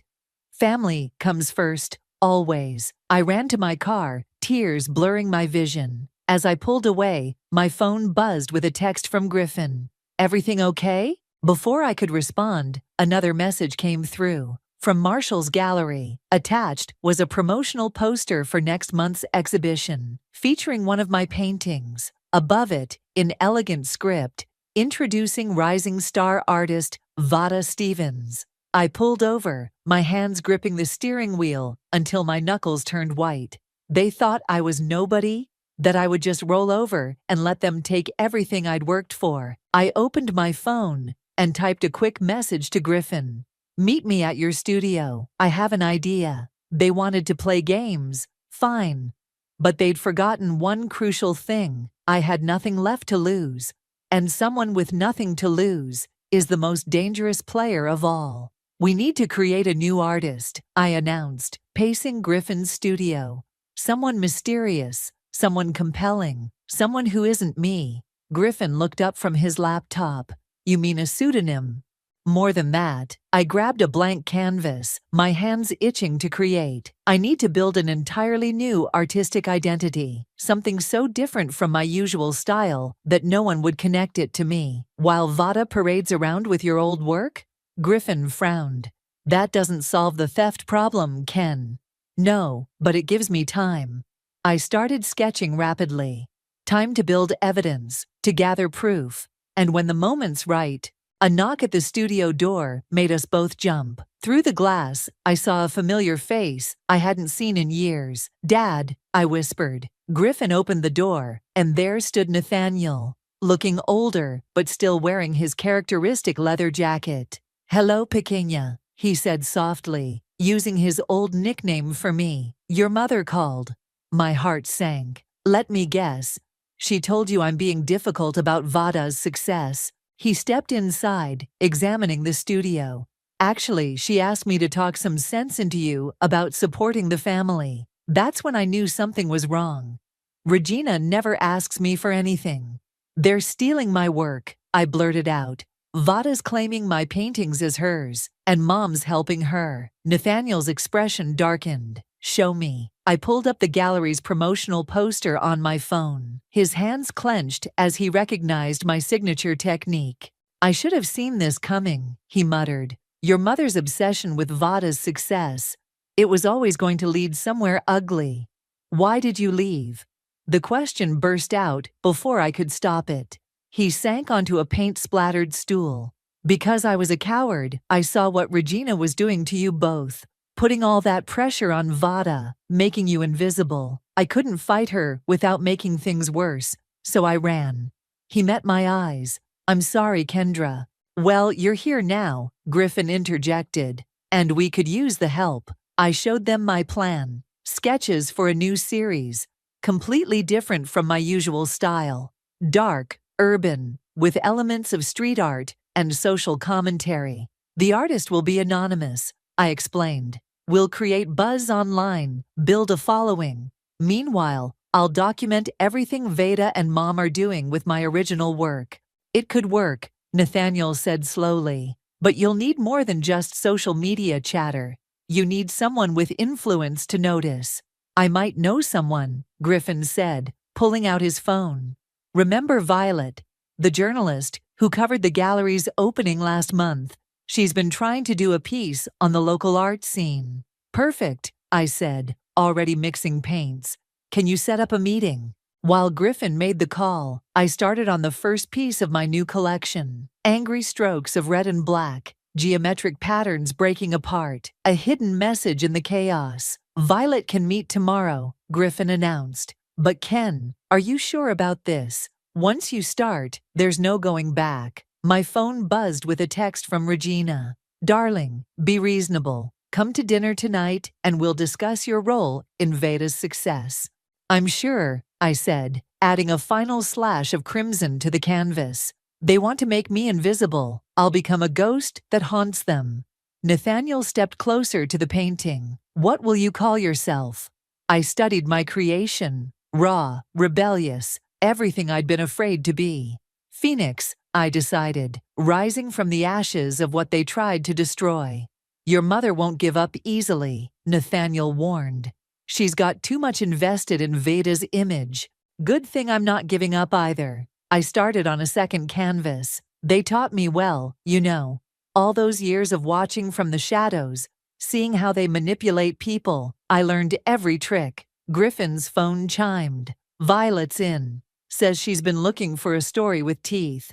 Oh, she'll get one, I promised, my brush moving with renewed purpose. But first, we need to give Phoenix a proper introduction to the art world. I worked through the night, creating pieces that screamed everything I'd been forced to whisper. Each canvas was a weapon, each color a statement of defiance. As dawn broke, Nathaniel brought coffee and watched me sign the final piece with my new symbol, a stylized phoenix rising from broken chains.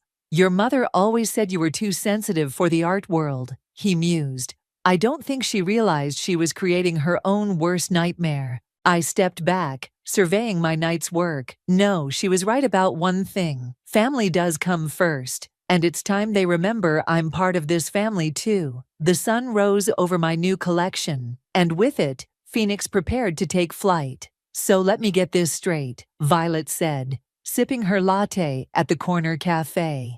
You want me to cover an anonymous artist's debut while simultaneously investigating your sister's sudden rise in the art world?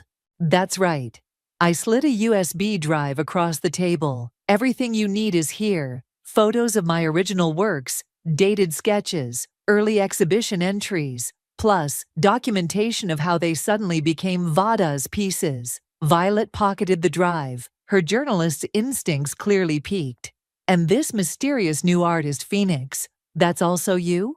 I can neither confirm nor deny that, I said, just as we'd rehearsed.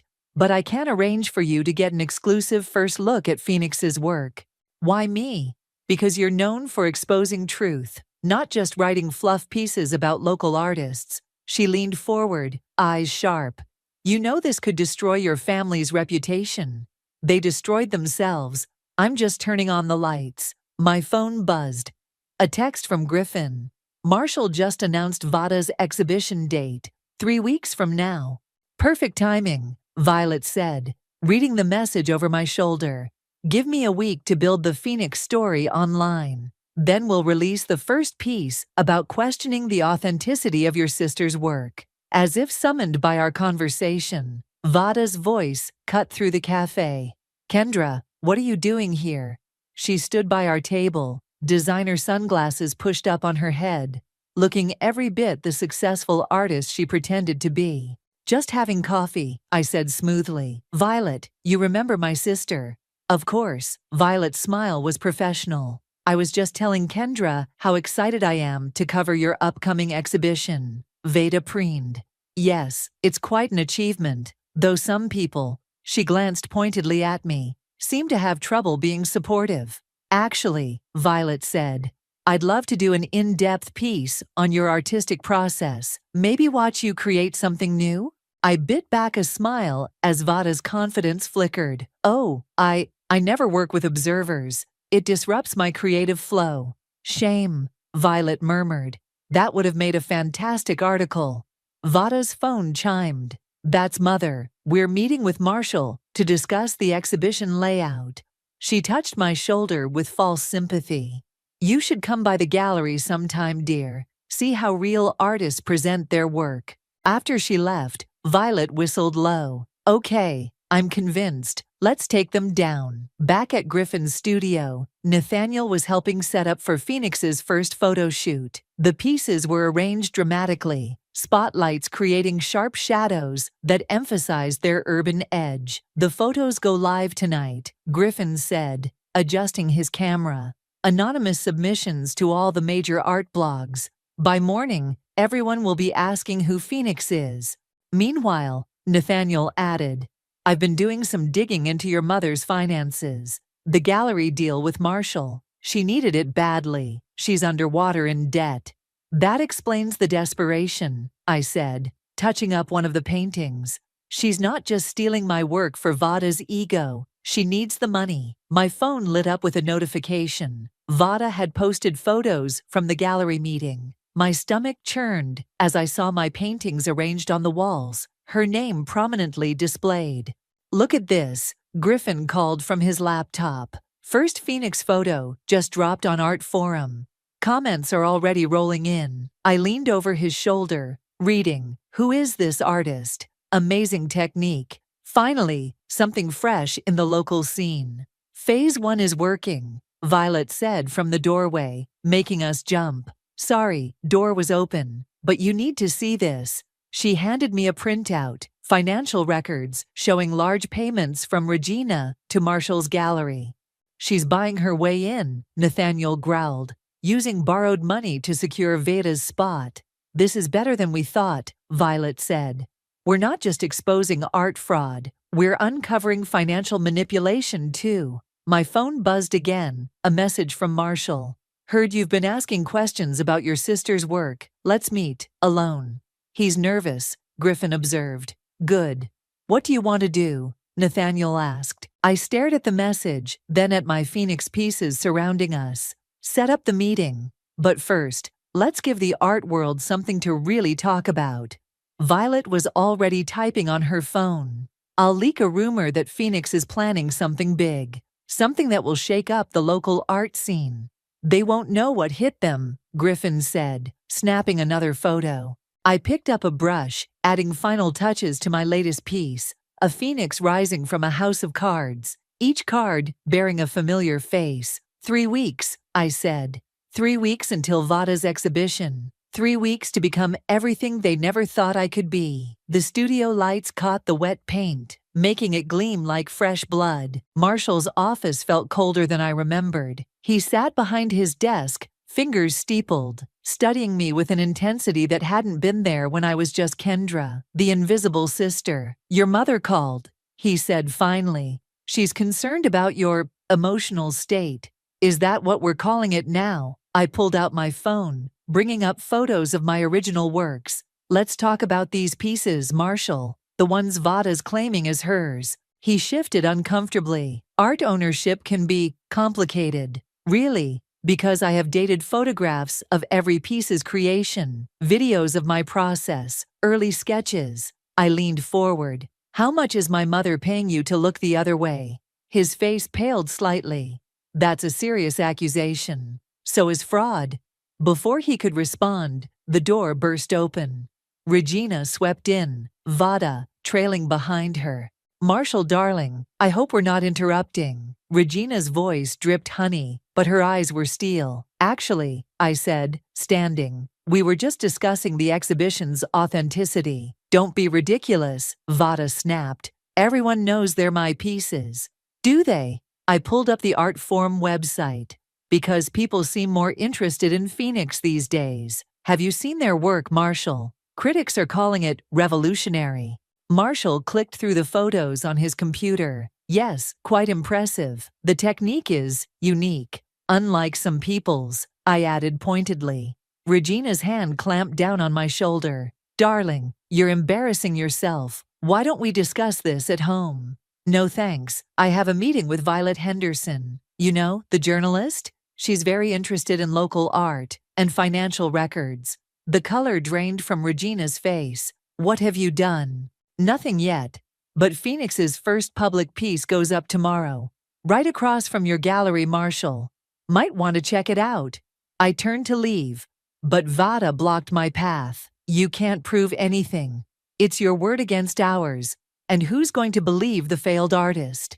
"We'll see." I smiled, remembering the surveillance cameras Griffin had installed in his studio months ago, catching every conversation, every confession. "By the way, how's that creative flow coming along?" "Still can't work with observers." Outside, my phone exploded with notifications. Phoenix's latest piece had leaked online. A massive digital artwork showing a puppet master controlling marionettes made of dollar bills. Griffin called immediately. "It's everywhere, Ken. Art blogs are going crazy, trying to figure out Phoenix's identity. And people are starting to ask questions about Vada's work too." "Good." I started my car. How's the installation coming? Your dad's helping with the final touches. It'll be ready for tomorrow's reveal. I drove to the studio, where Nathaniel was putting the finishing touches on a massive canvas that would soon cover the wall opposite Marshall's gallery. Your mother called again, he said, not looking up from his work. She's offering to negotiate. Too late. I picked up a brush, adding details to the peripheral figures. Did you send Violet those bank statements? This morning. She's running them by her financial expert contact. My phone buzzed with a text from Violet. Story goes live tomorrow morning. Sure you want to do this? Another message popped up from Regina. Darling, please be reasonable. We can work something out. Family first, remember. I thought about all the times I'd been reasonable, all the times I'd stayed quiet, stepped aside, put family first. Where had it gotten me? They're scared, Nathaniel observed, watching me work. Regina's not used to losing control. She should be scared. I added the final touches to the mural. A series of masks, each cracking to reveal the truth beneath. Phoenix rises at dawn. Griffin burst in, laptop open. You need to see this. Vada just did a live interview about her creative process. She's completely tanking. We watched as Vada stumbled through basic questions about technique, materials, and inspiration. The comments were brutal. Something's off. Does she even paint? Compare this to Phoenix's work. Marshall's calling an emergency meeting, Griffin said, checking his phone. Apparently, some major collectors are having doubts about the exhibition. Nathaniel stepped back from the mural, admiring our work. Ready for tomorrow? I looked at the massive piece we'd created. A story told in paint and shadow. Truth breaking through lies. A phoenix rising from the ruins of false reputations. The wall's prepped, Griffin confirmed. We install at 4 a.m., just before the morning rush. By the time the gallery opens, everyone will know. I finished. Not the whole truth, not yet, but enough to make them sweat. My phone lit up one last time. A message from Marshall. We should talk, privately. Name your price. I showed the message to Nathaniel and Griffin, watching their expressions harden. They still think this is about money, I said, turning back to our creation. They have no idea what's coming. The studio lights caught the phoenix's wings, making them gleam like justice about to break. Dawn broke over the city as we finished mounting the massive mural. Griffin's camera clicked continuously, documenting everything while Nathaniel kept watch. They're going to lose their minds, Griffin whispered, stepping back to take in the full effect. The piece dominated the wall opposite Marshall's gallery, a towering phoenix emerging from a pile of familiar paintings, each one clearly recognizable as my original work. Below, in stark lettering, Art Speaks Truth. By 7 a.m., a crowd had gathered. Phones were out, social media buzzing. I watched from across the street, wearing a hoodie and sunglasses, as Violet conducted impromptu interviews with onlookers. It's clearly a statement about authenticity in the art world, one critic was saying. Look at those paintings in the ashes. They're identical to the ones in tomorrow's exhibition. My phone vibrated, Regina calling for the 12th time. I declined it just as Marshall's Mercedes screeched to a halt in front of the gallery. Get it down, he shouted at his employees. Now. I wouldn't do that, Violet called out, holding up her phone. Live streaming to 50,000 followers. Sure you want to be seen censoring art? Marshall froze, finally taking in the full impact of the mural.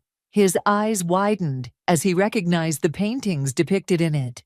The same ones hanging in his gallery under Veda's name. Who did this? He demanded.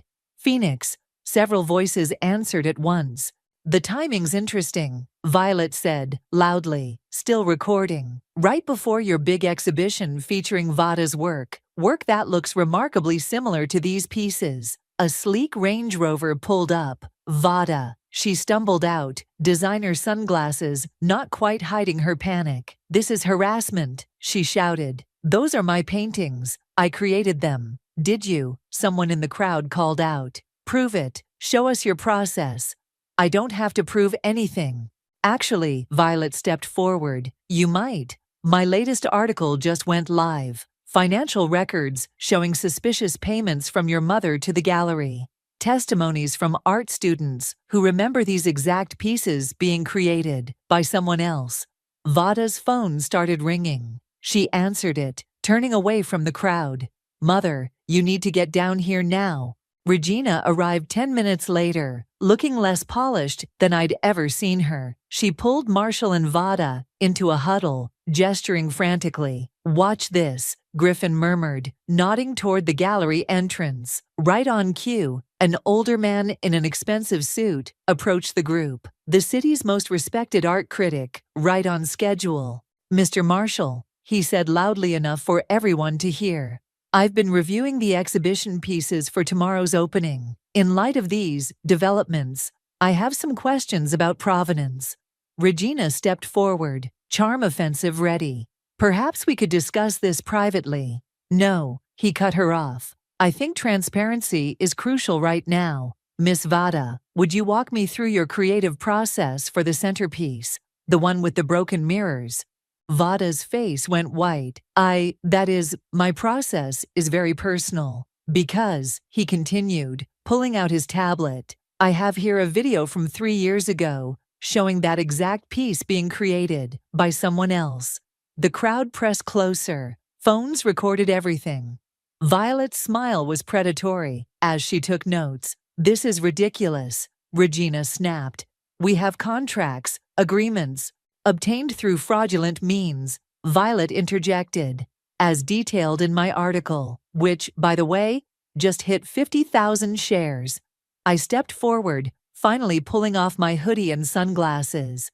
Need help explaining my technique, Vada? Since they're my paintings after all. The silence was deafening. Regina's face contorted with rage and fear. Vada seemed to shrink, her carefully constructed facade crumbling. Kendra, Marshall started. Let's discuss this privately. No more private discussions, I said clearly. No more backroom deals. No more stealing what isn't yours. You ungrateful little. Regina lunged forward, but Nathaniel stepped between us. That's enough, Regina, he said quietly. It's over. The art critic looked between us all, understanding dawning. Well, this explains a lot. I believe I'll be rewriting my review of tomorrow's exhibition, assuming there still is one. Marshall's phone was buzzing constantly now. Collectors, presumably, demanding answers.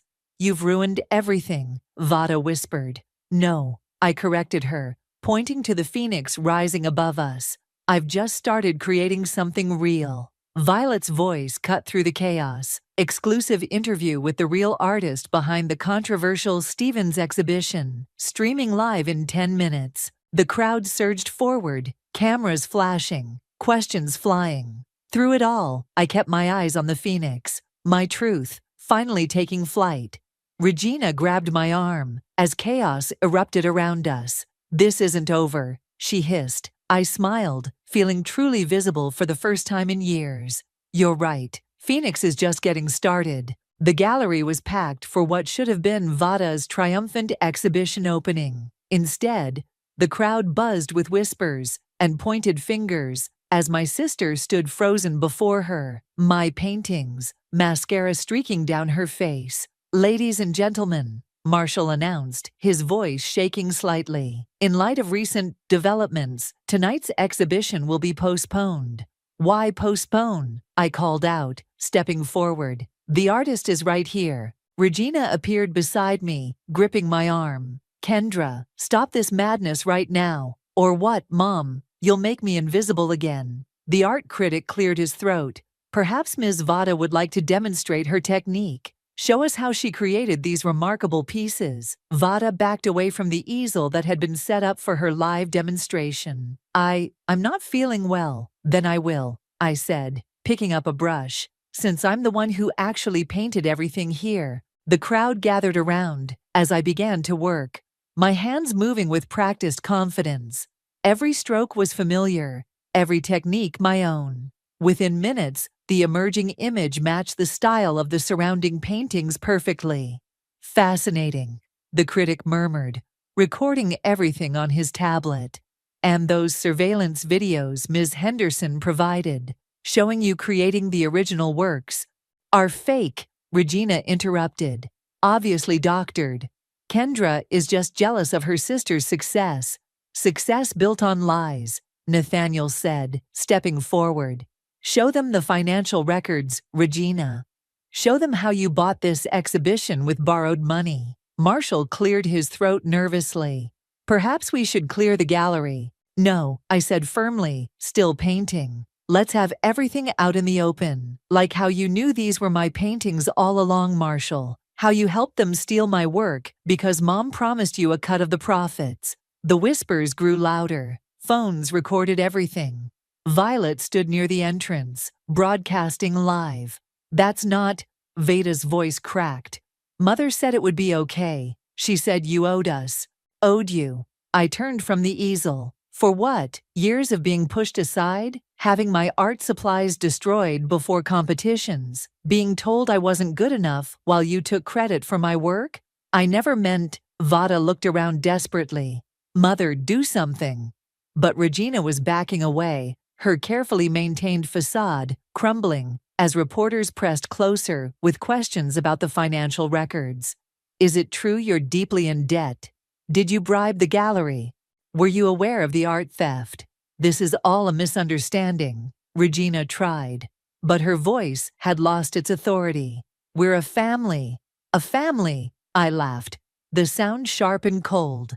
Families don't steal from each other. They don't destroy each other's dreams for profit. The art critic stepped forward again. And Phoenix, the mysterious artist everyone's talking about? I nodded to Griffin, who projected images onto the gallery wall. Photos of me creating the Phoenix pieces, documentation of every step. Phoenix rose from the ashes of what they tried to destroy, I said, facing the cameras. Every piece was a statement about truth, about authenticity, about fighting back against those who try to silence artists. No, Regina whispered, watching her carefully constructed world collapse.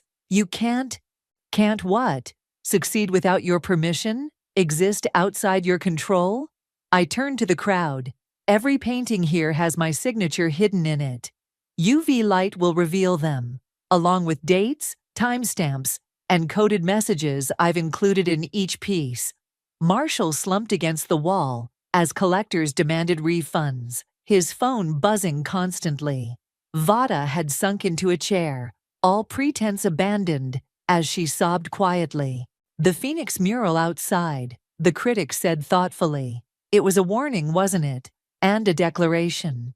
It was truth in art form, I replied, adding the final stroke to my demonstrations piece.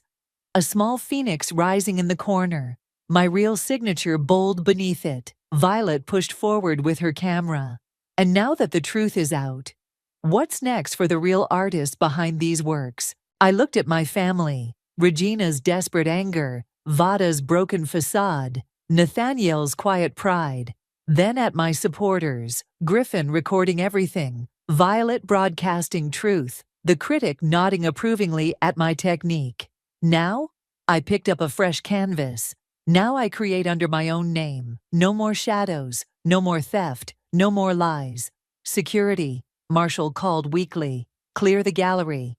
No need, I said, gathering my supplies. The exhibition can proceed as planned, but with one small change. I walked to each painting, pulling out a UV light. One by one, my hidden signatures glowed, undeniable proof of their origin.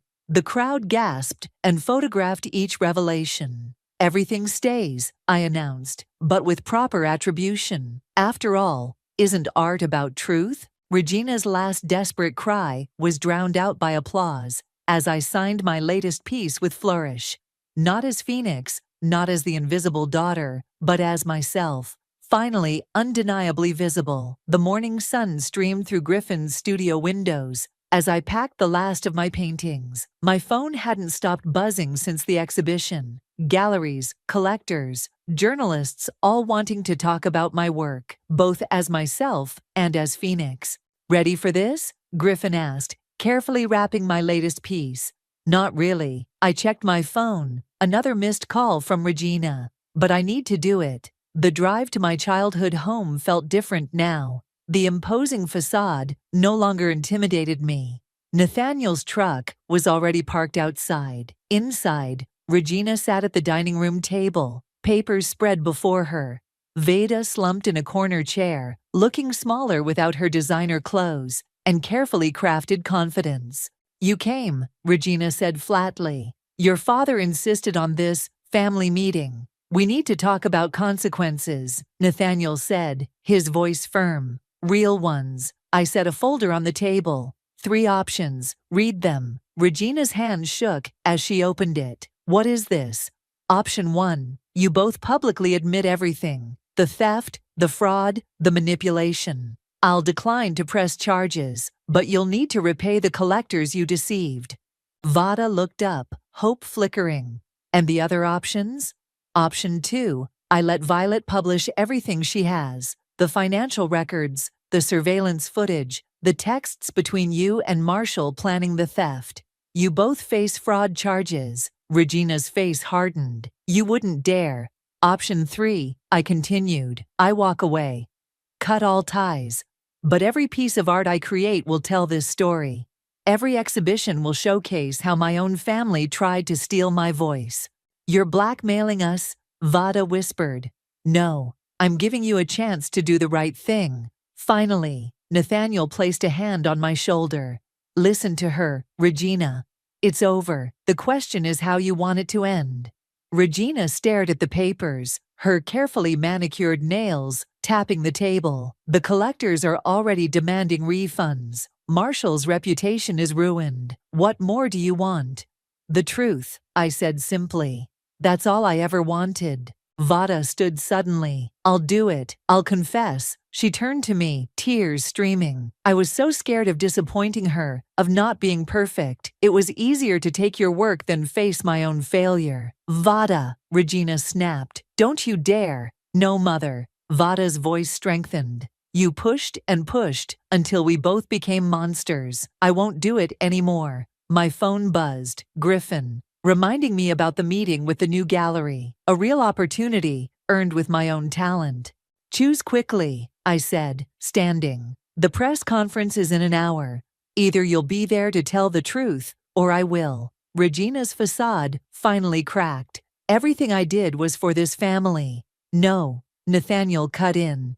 "Everything you did was for your image of what this family should be. You never saw who we really were." I walked to the door, pausing. "You know what the worst part was? I would have helped you, supported you both, if you'd just asked. Family works both ways." "Wait," Vada called. "I'm coming to the press conference. Mother can do what she wants, but I'm done lying." Regina watched her golden child walk away, her empire of lies crumbling. Outside, Griffin waited with his camera. "How'd it go?" "About as expected." I looked back at the house. "They'll either show up or they won't. Either way, I'm done hiding." Vada emerged, followed surprisingly by Regina, her shoulders slumped in defeat. "I suppose," Regina said quietly, "I owe you both an apology." "Many apologies." "Save it for the press conference," I replied. "Actions matter more than words now." At the gallery, Violet waited with her camera crew. The art critic stood nearby, examining my latest piece, a family portrait unlike any other, showing masks falling away to reveal true faces beneath. "Ready?" Griffin asked as we took our places. I looked at my fractured family, Vada's trembling courage, Regina's broken pride, Nathaniel's quiet strength, then at my chosen family, Griffin's unwavering support, Violet's dedication to truth, the critic's appreciation for authentic art. "Truth isn't always beautiful," I said to the assembled cameras, "but it's always art." The lights flashed as Regina stepped forward to speak. Vada, beside her, I watched them confess, watched the truth finally set us all free. My phone buzzed one last time, a message from Marshall. "I'm sorry, you deserved better." I deleted it without responding. The past was painted over, and my canvas was finally gloriously blank. "Phoenix has landed," Griffin whispered, squeezing my hand. I smiled, feeling the weight of invisibility fall away completely. "No, Kendra is finally flying." I stared at the acceptance letter one last time, my fingers trembling as I traced the embossed letterhead of the prestigious Italian architecture program. The paper felt heavy, like it carried the weight of all my dreams. My name, Emma, looked beautiful printed there, followed by words that should have changed my life. We are pleased to accept you. Emma, get down here now! Mom's voice shattered my moment. I knew that tone. It meant Truman needed something again. I tucked the letter into my desk drawer, buried beneath a stack of sketches and designs. It would stay there, collecting dust, just like my dreams. Coming, I called back, taking the stairs 2 at a time. The scene in our living room was familiar.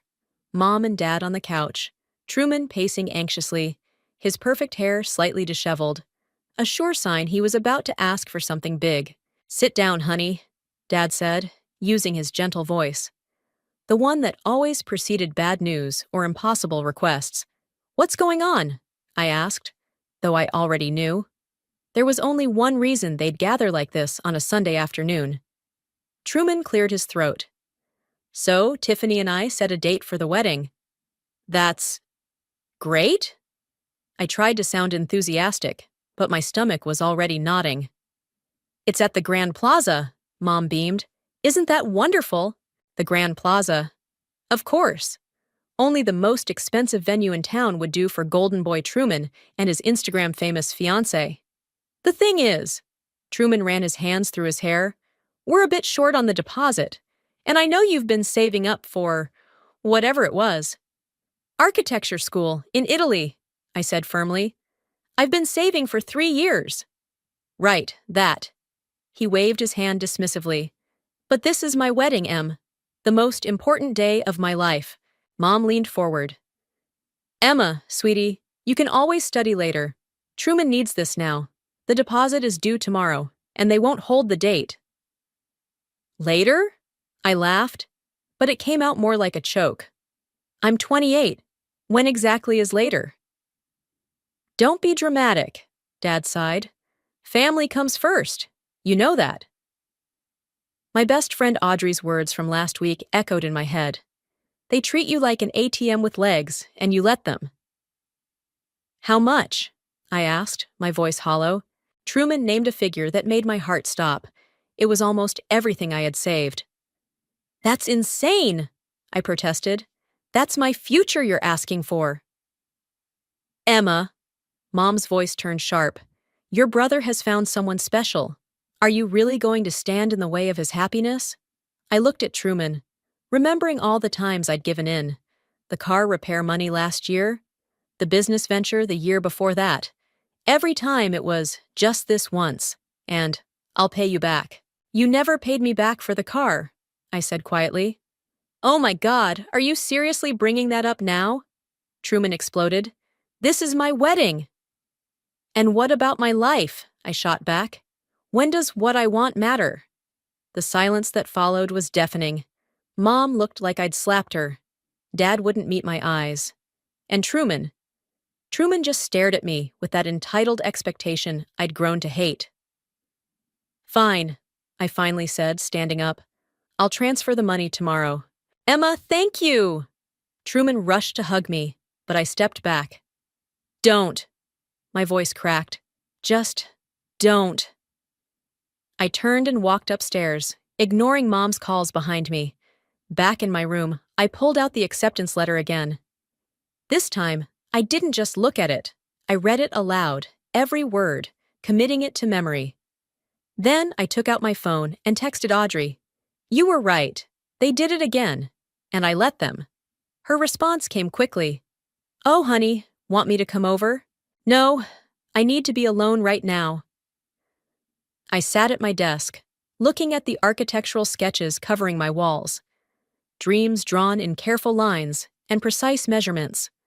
Tomorrow, I would transfer my savings to Truman's account. Tomorrow, I would watch another piece of myself slip away. But something else was happening too. Something new and uncomfortable and terrifying. As I sat there, surrounded by the ghosts of my ambitions, I felt a spark of anger ignite. Not the usual resigned frustration, but something fiercer. Something that whispered, "This is the last time." I just didn't know then how right that whisper would be, or how much everything would change in just 1 year. 1 year can change everything. I was grading student projects at my desk in the community college when Audrey burst into my classroom, waving her phone like it contained state secrets. "Have you seen Instagram today?" she asked, breathless. I shook my head, red pen hovering over a particularly creative but structurally impossible design. "Some of us have to work for a living, Aud." "Well, your darling sister-in-law just posted quite the show." She perched on my desk, shoving her phone in my face. "Look." There was Tiffany, my brother's wife, draped across some guy who definitely wasn't Truman. The caption read, "Living my best life. New chapter G-stroke freedom." "Wow," I said, trying to summon some surprise but finding none. "That didn't take long." "That's all you have to say? Your brother's marriage is imploding after what, 10 months? I set down my pen and leaned back. "You mean the marriage that cost me my dream school? The one with the ridiculous horse-drawn carriage and diamond-encrusted centerpieces? That marriage?" "Okay, point taken." Audrey hopped off my desk. "Want to grab dinner? We can trash talk them both over wine." "Can't. I have to finish these grades and prep for tomorrow's lecture on sustainable urban development." I gestured to the stack of papers. "Living the dream, right?" "Joe, Emma," Audrey's voice softened. "You're allowed to be bitter about this." "I'm not bitter," I lied. "I'm teaching architecture to community college students instead of studying in Italy." "It's fine." My phone buzzed. A text from Mom. "Call your brother. He needs you." "Of course he does," I muttered, showing Audrey the message. "Don't you dare," she warned. "You've given him enough." Before I could respond, my classroom door creaked open again. This time it was Jarvis, another friend and fellow teacher. "Hey, Em, your brother's in the parking lot," he said, looking concerned. "He seems pretty messed up." I checked my watch, 9:45 p.m. "What's he doing here this late?" "Based on how he's swaying, I'd say drinking," Jarvis replied. "Perfect." I gathered my things, suddenly very tired. Guess I'm dealing with this now. "Want backup?" Audrey offered. "No, I got this. It's what I do, right? Fix Truman's messes?" The parking lot was dark, except for a few security lights. Truman's silhouette was easy to spot, leaning against my car. His usually immaculate appearance was gone, replaced by wrinkled clothes and messy hair. "Hey, sis," he slurred. "Remember when we were kids and you'd always protect me?" "What do you want, Truman?" He stumbled forward. "Tiffany's leaving me. She cleaned out our accounts." I saw the Instagram post. "Instagram?" He laughed bitterly. No, this is worse. She didn't just cheat, she took everything. The money, the house down payment, even my car." I crossed my arms. And? He looked shocked. "Emma, I need help. I need somewhere to stay. Maybe a loan to get back on my feet." "No." The word hung between us, sharp and final. "What do you mean, no?" His voice rose. "I'm your brother." "Yeah, and I'm your sister. The same sister who gave up studying in Italy for your wedding. The same sister who's been bailing you out since we were kids." My voice was steady, surprising even me. "But not anymore. Mom and Dad will—" "Let them," I cut him off. "I'm done being the family ATM." He staggered closer, grabbing my arm. "Please, Em, I've got nowhere else to go." I pulled away. "There's a motel down the street. Or call Mom and Dad. I'm sure they'll take you in. But I can't help you anymore, Truman. I won't." "You're just going to leave me here?" His voice cracked. "Like you left me with empty dreams and a drained bank account?" I unlocked my car. "Yeah, I am."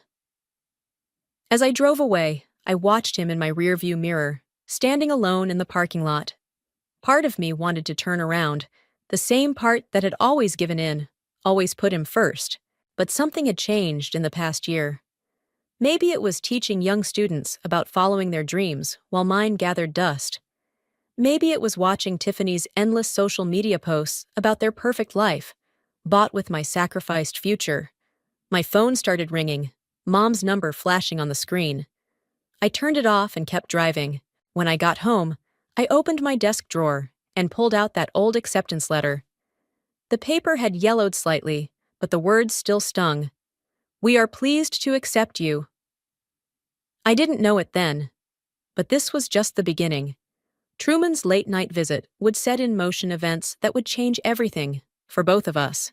Sunday family dinners were always a battlefield, but this one promised to be nuclear. I could feel it as soon as I walked through my parents' front door and saw Truman sitting at the dining table, looking like he'd aged 5 years in 3 days. "Emma!" Mom rushed to hug me. "Thank goodness you're here. Your brother's been telling us everything." "Has he?" I met Truman's bloodshot eyes. "Everything?" Dad emerged from the kitchen, wiping his hands on a dish towel. "Why didn't you help him when he came to you?" "No, hello." "No. How are you?" Straight to the accusations. "Because I'm not his personal bailout fund anymore," I said, hanging up my coat. "He's family," Mom hissed, as if I'd forgotten. "He needs us." Funny how that only applies when he needs something. I sat down across from Truman. "Have you told them about the gambling debts, or just the Tiffany drama?" The room went silent. Truman's face drained of color. "Gambling debts?" Dad's voice was dangerous and low. That's not important right now," Truman stammered. "Oh, I think it is." I pulled out my phone and opened a series of screenshots. "My friend works at the Grand Casino. Guess who's been spending thousands there every weekend?" Mom snatched the phone from my hands, her face growing paler with each swipe. "Truman, tell me this isn't true." "I was trying to win back what Tiffany took." He slammed his fist on the table, making the silverware jump. "I had a system." "A system?" I laughed. "Like your system for that failed food truck business? Or the cryptocurrency scheme?" "Emma, that's enough," Dad warned. "No, it's not enough." I stood up, my chair scraping against the floor. "You want to know why I didn't help him? Because every time we bail him out, he gets worse. He needs to face consequences for once in his life." "I'm right here," Truman growled. "Yeah, you are. Living in Mom and Dad's guest room, I assume. Still expecting everyone else to clean up your mess?" Mom started crying. Right on schedule. "Please," she sobbed. "We need to help him. Emma, you have savings." "No." I cut her off. "I already gave him my savings, remember? For the wedding that lasted less than a year?" "That was different," Dad argued. "How? How was it different?" My voice rose. "Because it was for something you approved of? Because precious Truman needed it?" "You're being cruel," Mom whispered. "I'm being realistic." I turned to Truman. "You want help? Here's help. Get a job. Pay your own debts. Grow up." Truman stood up, towering over me. "You think you're so perfect? At least I tried to do something with my life. What are you doing? Teaching at some second-rate college?" I'm doing what I can with what's left after you took my future," I shouted back. "Nobody took anything from you," Dad interrupted. "You chose to help your brother." "Chose?" I spun to face him. "Like I had a choice. You and Mom manipulated me into it, just like you always do." The doorbell rang, cutting through the tension. Mom wiped her eyes and went to answer it. "Emma?" Audrey's voice called from the entryway. "Ready to go?" I'd asked her to call with an emergency after an hour, knowing I'd need an escape route. "Yeah, coming." I grabbed my coat. "We're done here." "Emma, please," Truman called after me. "I'll do better, I promise." I paused at the door. "Promises don't mean anything from you anymore. But here's one from me. This is the last time I watch you destroy yourself. You want to change? Prove it." "How?" His voice was small, almost like when we were kids. I pulled a folded paper from my pocket and tossed it on the table. "That's a job application. Entry-level position at my college. Maintenance work, minimum wage. Not glamorous enough for you, probably." "You can't be serious," Mom protested. "Dead serious. Take the job or don't, but that's the only help you're getting from me. I walked out, Audrey close behind. As we got into her car, I could see my family through the dining room window. Mom crying, Dad comforting her, Truman staring at the job application like it was written in alien language. You okay? Audrey asked as we pulled away. No, I admitted, but I will be. My phone started buzzing with texts from Mom. How could you be so heartless? He's your brother. Family helps family. I turned off my phone and leaned back in the seat, exhausted but somehow lighter. For the first time in my life, I'd stood my ground. It felt terrifying and liberating all at once. What I didn't know then was that my ultimatum would have consequences none of us could have predicted. 3 days after the family dinner explosion, I was reviewing blueprints in my office when Jarvis knocked on my door, looking concerned. Your brother's here, he said. He's filling out paperwork in HR. I nearly dropped my coffee. He actually showed up? Wearing a tie and everything. Jarvis leaned against my doorframe. You sure about this? Having him work here? Before I could answer, my phone buzzed with a text from Audrey. Emergency, lunch, now. You need to see this. 20 minutes later, I sat across from Audrey at our usual cafe while she pulled up something on her laptop. Remember how I said something felt off about Truman's story? She turned the screen toward me. My friend at the bank did some digging. Look at these transactions. I scanned the document, my stomach dropping. These aren't just gambling debts. Nope. Audrey pointed to several large transfers. He was moving money around between accounts, taking loans from some pretty sketchy people. Classic pyramid scheme stuff. How much are we talking about? She named a figure that made me feel dizzy. I couldn't even finish the sentence. More than just casino losses? Yeah. Audrey closed her laptop. He's in deep, Em, like dangerous deep. The bell above the cafe door chimed, and I looked up to see Truman walking in, still wearing his new tie. He spotted us and headed over. Hey, he said, hovering awkwardly by our table. I got the job, starting tomorrow in maintenance. Congratulations, I said flatly. Who'd you borrow money from, Truman? He froze. What? The loans, the transfers. The real reason Tiffany left, maybe? His face went pale. How did you? Doesn't matter. What matters is you're not just gambling away your money anymore. You're in trouble with loan sharks, aren't you? Audrey stood up. I'll give you 2 a minute. After she left, Truman collapsed into her empty chair. I can explain. Please do. Explain how you got involved with people who break kneecaps for fun. It wasn't supposed to go this far, he whispered. I borrowed a little to cover some debts, then a little more to pay those debts. Then Tiffany found out and took everything before the sharks could get it, I finished. Smart girl. They're giving me 3 months, he said, staring at his hands. I thought if I could just win big once. That's your solution? More gambling? I don't know what else to do. His voice cracked. Mom and Dad's house is mortgaged to the hilt. You won't help. I'm running out of options. I took a long sip of my coffee, thinking about all the times I'd watched him dig himself deeper, all the times I'd thrown him a rope. The job pays $15 an hour, I said finally. If you work overtime and don't spend a penny on anything but food and basic necessities, you might save enough to make a dent. That would take years. Better than broken bones. I stood up. I have a class to teach. Don't be late tomorrow. As I walked back to campus, my phone rang. Mom again. I answered this time. Have you seen your brother? She demanded. Some scary-looking men came by the house asking for him. He's fine, I said. He got the job. A janitor's job? That's your idea of helping? It's called maintenance staff, Mom. And yes, it's helping. It's called earning your way out of trouble. These men seemed dangerous, Emma. We need to do something. No, he needs to do something. For once in his life. I hung up and texted Jarvis. Keep an eye on Truman tomorrow. Don't let him near the cash office.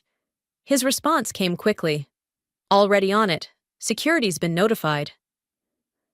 That night, I couldn't sleep. I kept thinking about those transaction records, about the kind of people who would loan money to someone like Truman. My phone lit up with a text from an unknown number.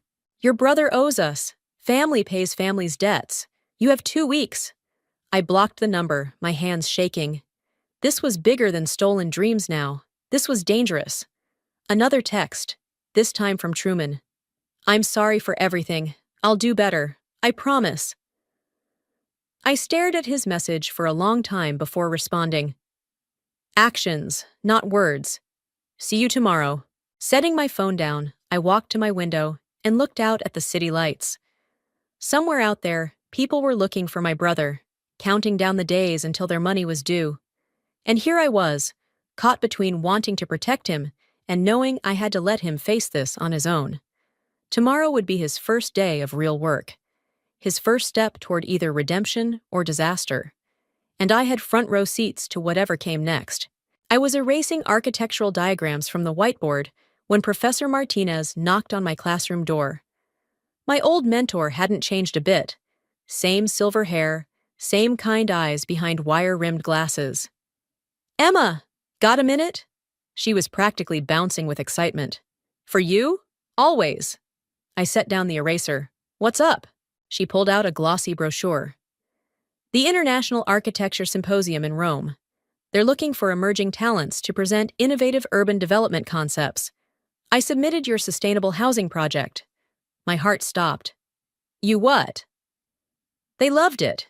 You're in, if you want it. All expenses paid, plus a chance to showcase your work to the top firms in Europe."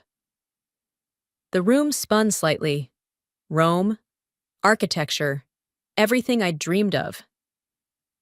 "When?" I managed to ask. 3 months from now. Say yes, Emma. This could change everything." Before I could respond, Jarvis burst in. "Emma, we need you. Your brother's having some kind of breakdown in the maintenance room." Of course he was. "I'll think about it," I told Professor Martinez, already heading for the door.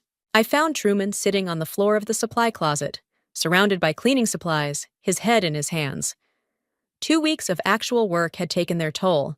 His hands were calloused, his clothes stained with cleaning products. "They found Mom and Dad's house," he said without looking up. "Left a warning on their door." "Are they okay?" "They're staying with Aunt Sarah." He finally looked at me, his eyes red. "I can't do this, Em. This job. It's not enough. Not fast enough." "Stand up," I ordered. "What?" "Stand. Up." He did, slowly, wincing from muscle aches he wasn't used to. "You've worked here 2 weeks," I said. "That's the longest you've ever stuck with anything. You want to quit now?" "You don't understand. These people—" "No, you don't understand." I grabbed a mop and shoved it into his hands. "This isn't about the job. This is about finally growing up. You want to fix this? Keep working. Every hour, every day. Show them you're serious about paying them back. They're not exactly patient people, Emma." "Then call them," I said. "Show them your pay stubs. Set up a payment plan. Prove you're not running away this time." He gripped the mop handle until his knuckles went white. "Why are you helping me like this? After everything?" "Because watching you suffer isn't as satisfying as watching you grow up." My phone buzzed. "Professor Martinez. Need your answer by Friday. Don't let this opportunity slip away." "What's that?" Truman asked. "Nothing." I put my phone away. "Get back to work. Those floors won't clean themselves."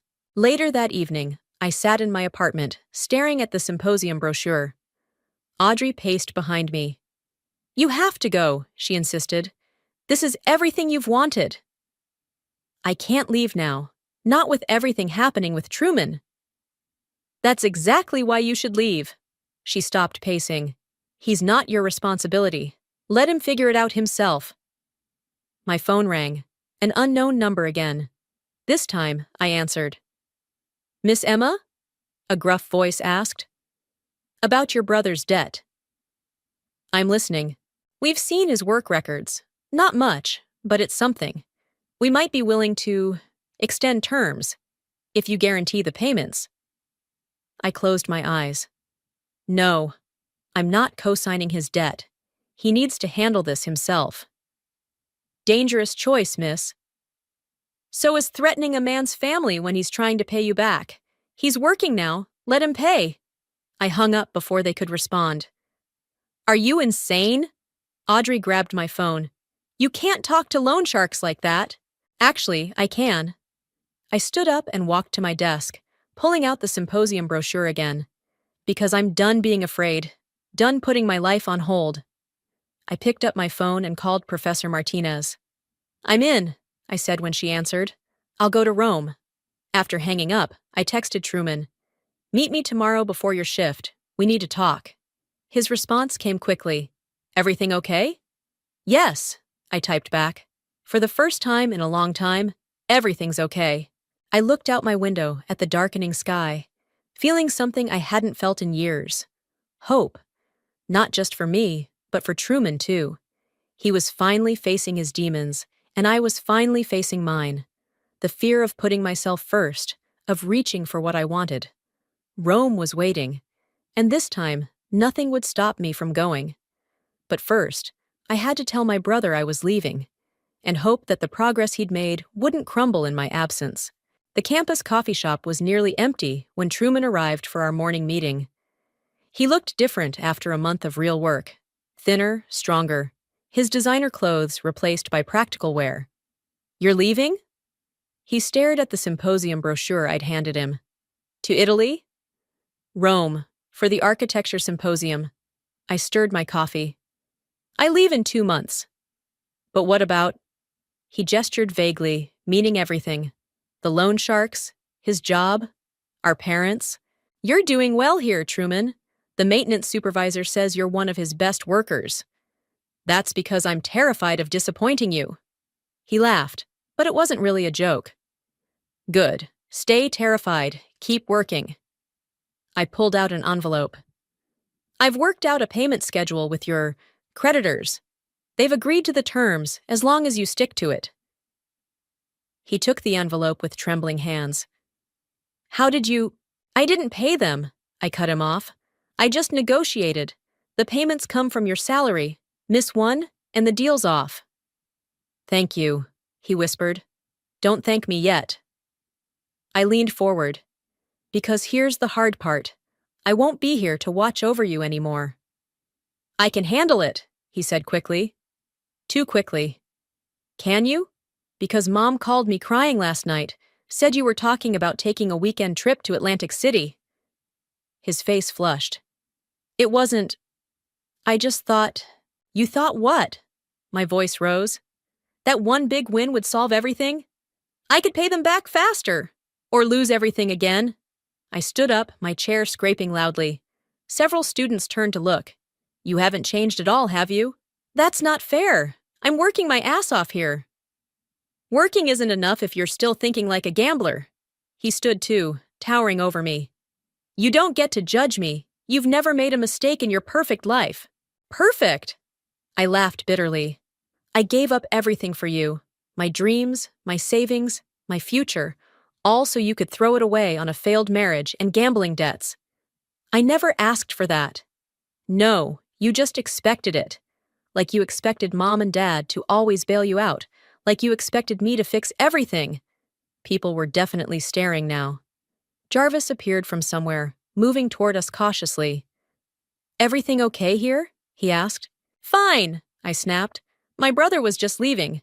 To go gambling, apparently. Emma, stop, Truman pleaded. No, you stop. I grabbed the payment schedule from his hands. You want to gamble? Fine, but this deal is off. Handle your own mess. Please, his voice cracked. I was just thinking about it. I wouldn't actually. Save it. I crumpled the paper and threw it at him. I'm done believing your promises. I stormed out, ignoring his calls behind me. Audrey caught up with me in the parking lot. That was quite a show, she said. He was going to gamble again. My hands were shaking. After everything, he was going to throw it all away. Was he, or was he just thinking about it? She touched my arm. People don't change overnight, Em. He's had a month. To overcome a lifetime of bad habits? She shook her head. Maybe he needs more than tough love right now. My phone buzzed. A text from Truman. I'm sorry, I won't go. Please don't tear up the payment schedule. I'll do better. Then another. I'm scared you're leaving. And another. I don't know how to do this without you. I sat on the curb, suddenly exhausted. Audrey sat beside me. You know what's really scary? I said. Part of me wanted him to fail, to prove I was right about him. That's called being human. She bumped my shoulder. The question is, what are you going to do now? I looked at my phone again, at Truman's desperate text, at the coffee shop window, where I could see him still standing, looking lost. I'm going to Rome, I said firmly. But first, I'm going to make sure he has the tools to succeed, or fail. His choice. I walked back into the coffee shop. Truman hadn't moved. The payment schedule stays, I said, but I'm adding conditions. Weekly counseling for gambling addiction, financial literacy classes, and you report to Jarvis while I'm gone. You're still leaving? He sounded like a little kid. Yes, because I need to live my life too. I straightened his maintenance uniform collar. The question is, what are you going to do with yours? He picked up the crumpled payment schedule, carefully smoothing it out. I want to be better, I really do. Then prove it. Not to me, to yourself. As I walked to my first class of the day, I realized something. For the first time, I wasn't fixing Truman's problems. I was giving him the chance to fix them himself. Whether he took that chance or not, well, that would be the real test. Your brother's here again, Jarvis said, poking his head into my office. Third time this week. I glanced at the clock. 6:30 a.m. 2 weeks before my flight to Rome. Send him in. Truman entered, carrying 2 coffee cups and a folder stuffed with papers. Dark circles under his eyes, but clear-eyed and focused. Morning, he said, handing me a coffee. I need your help with something. If it's money, it's not. He opened the folder. I've been taking those financial literacy classes. The instructor helped me make a 5-year plan. He spread the papers across my desk. Can you look it over? I scanned the documents. Detailed budgets, payment schedules, even a small savings plan. Real work, real effort. This is impressive, I admitted. I've been going to the counseling too. He sat down, fidgeting with his maintenance uniform sleeve. Did you know Dad was a gambler before we were born? I looked up sharply. What? Yeah. That's why they pushed me so hard to succeed in business. They were terrified I'd end up like him. He laughed bitterly. Guess that worked out great. Mom and Dad never said anything. They never say anything real. He took a sip of coffee. That's what my therapist says. Our family's great at avoiding hard truths. The door opened and Audrey burst in, waving a newspaper. Emma, you're in the paper, the symposium article. She stopped short. Oh, sorry, family moment? No, it's okay. Truman stood up. I should get to work anyway. Thanks for looking at the plan. Wait, I called as he reached the door. How are the payments going? He turned back, a small smile playing at his lips. 3 months clean. No gambling. No missed payments. The sharks are less sharky now. After he left, Audrey practically threw the newspaper at me. Look, they interviewed Professor Martinez about your selection. But I was still staring at the door. He's different. Who, Truman? Yeah, no kidding. She perched on my desk. Jarvis says he's been coming in early, staying late. Even helped a student jumpstart their car last week. And the gambling? Clean as a whistle, goes straight home after work, attends his meetings. She nudged me. Your tough love worked. Maybe too well. I picked up his 5-year plan. Look at this. He's actually planning for the future. Isn't that what you wanted? Yes, but... I gestured helplessly. I'm still leaving in 2 weeks. And? And what if he relapses while I'm gone? What if... Stop. Audrey grabbed my shoulders. You're not responsible for his recovery. He's doing this for himself now, not for you. My phone buzzed. A text from Mom. Truman showed us his financial plan. Is this your doing? No, I typed back. It's his doing. Later that day, I found Truman cleaning windows in the main hall. Students passed by, some nodding hello. He'd become a familiar face on campus. Your plan, I said, holding up the folder. It's good, really good. But nothing. I handed it back. I'm proud of you. He nearly dropped his cleaning supplies. You've never said that before. You've never deserved it before. He set down his bucket. I'm scared about you leaving. I know. But I'm also happy for you. Finally getting your dream.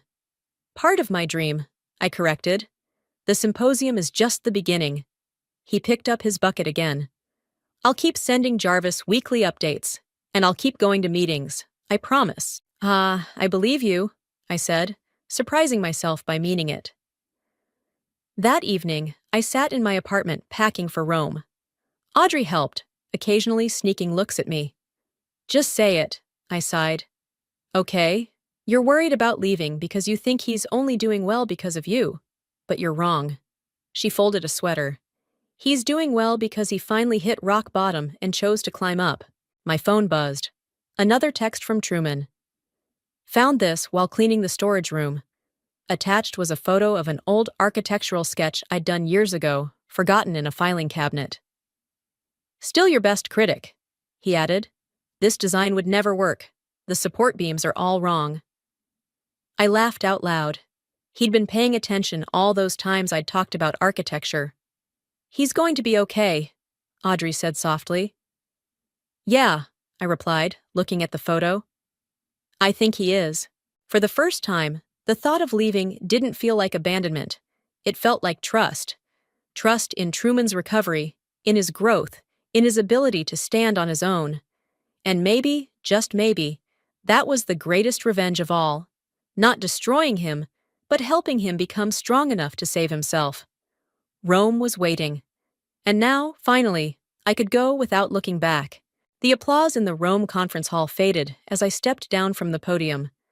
My hands were still shaking from presenting my sustainable urban housing project to some of the biggest names in architecture. Brilliant presentation, Professor Martinez beamed, hugging me. And those questions you fielded about cost-effective community integration? Perfect responses. My phone buzzed with a video call from Audrey. When I answered, I saw her squished into frame with Jarvis and Truman, all crowded around a laptop in my old office. We watched the live stream, Audrey squealed. You killed it. The part about renewable materials was genius, Truman added, though your Italian still needs work. I laughed. Since when do you speak Italian? Since I started taking night classes at the community college. He adjusted his maintenance supervisor badge, a promotion he'd earned last week. Someone's got to be able to translate when you're running your own firm in Rome. Getting ahead of yourself there, little brother? Actually, Professor Martinez cut in, he might not be. Come with me. She led me through the crowd to where two elegantly dressed women waited. Emma, meet Maria and Lucia from Bertoli Architects. They'd like to discuss your project, and perhaps your future. My heart stopped. Bertoli was one of the top sustainable architecture firms in Europe. Excuse me, I told the video call. Opportunity knocking. Go get 'em, sis, Truman said before disconnecting. 20 minutes later, I stood on the conference center's balcony, staring at an official offer letter from Bertoli. A real position with real projects in Rome. My phone rang. Mom. I saw your presentation, she said when I answered. Your father and we were wrong, Emma, about everything. Mom. No, let me finish. We always pushed Truman because we thought he was fragile. But we should have pushed you too, toward your dreams, not away from them. I leaned against the balcony rail, watching the Roman sunset. Truman's doing better than ever, because you finally stopped catching him when he fell. You made him learn to catch himself. She paused. He's teaching a financial literacy class now, did you know? At his gambling recovery meetings. He didn't tell me that. Take the job, Emma. The one I know they just offered you. Take it and don't look back. How did you? Because you're my daughter, and I finally see how brilliant you are. Her voice cracked. I'm so sorry it took me so long. After we hung up, I called Truman. Did you know about Mom watching the live stream? I asked. Know about it? I set it up for her. Dad, too. They're finally seeing you, Em. The real you. The real me just got offered a job here. A long pause. You're taking it, right? I don't know. After everything, you deserve it more than ever. He took a deep breath. I paid off the last of my debts yesterday. I nearly dropped my phone. What? How? Remember that 5-year plan? I modified it, picked up extra shifts, sold my designer stuff, lived on ramen. But I did it. I'm free. Truman, that's amazing. Yeah, well, I had a good teacher. Speaking of which, I registered for architecture classes. You what? Just basics. Thought it might help me understand what my big sister's been talking about all these years. He chuckled. Plus, someone's got to keep the family business running while you're conquering Europe. I looked at the offer letter again, then at the Roman skyline stretching before me. You're really okay? This isn't just... I'm okay. Better than okay. Now stop worrying about me and sign that contract. I pulled out a pen. How do you know I haven't signed it already? Because you're you, always putting everyone else first. His voice softened. But not this time, okay? This time, put yourself first. I signed with a flourish, the ink bold against the white paper. Done. Good. I could hear his smile. Now go design something amazing. And Emma? Yeah? Thank you, not for saving me, but for showing me how to save myself. I watched a flock of birds soar past, dark shapes against the orange sky. I love you, little brother. Love you too, sis. Now go change the world. I've got some windows to clean. I hung up and walked back into the conference hall, offer letter in hand. Professor Martinez waited with the Bertolli representatives, champagne glasses ready. So? She asked. Are you ready? I thought about the long road here, the sacrifices, the pain, the growth. Thought about Truman finding his way, about Mom and Dad finally seeing me, about dreams deferred but never forgotten. Yes, I said, taking a glass. I'm ready. And I was. Ready to build, to create, to soar. Ready to live the life I'd always dreamed of, knowing that sometimes the best revenge isn't about getting even, it's about getting better.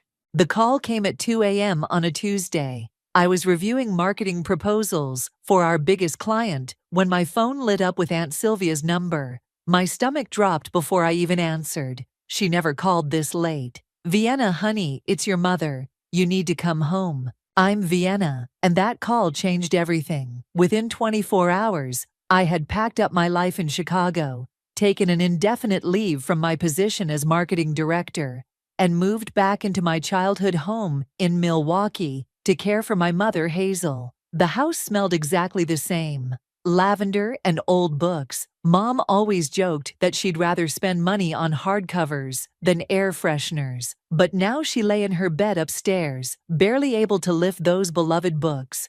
I brought you some tea, I said, placing the mug on her nightstand. The cancer had eaten away at her so quickly that sometimes I hardly recognized her. Her once vibrant red hair had thinned to wisps, and her green eyes seemed to sink deeper into her face each day. You shouldn't have left everything for me, she whispered, her hand trembling as she reached for the cup. Your job, Blaze. Mom, stop. The job will wait. And Blaze understands. I didn't mention that my fiancé's understanding had come with an ultimatum. Don't expect me to wait forever. 3 months later, he'd stopped calling. I need to tell you something, Mom said, her voice urgent. About the past. A coughing fit seized her before she could finish. I held her shoulders as she shook, watching helplessly as she gasped for air. When it finally passed, she fell back against the pillows, exhausted. Rest now, I said, smoothing her hair. We can talk later.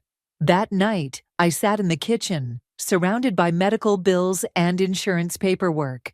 The house creaked with familiar sounds, the furnace kicking on, the grandfather clock in the hall marking midnight. I used to find these noises comforting. Now they felt like ghosts of happier times. My phone buzzed with a text from Jordan, my best friend since 3rd grade. "How's she doing? Need me to bring dinner tomorrow?"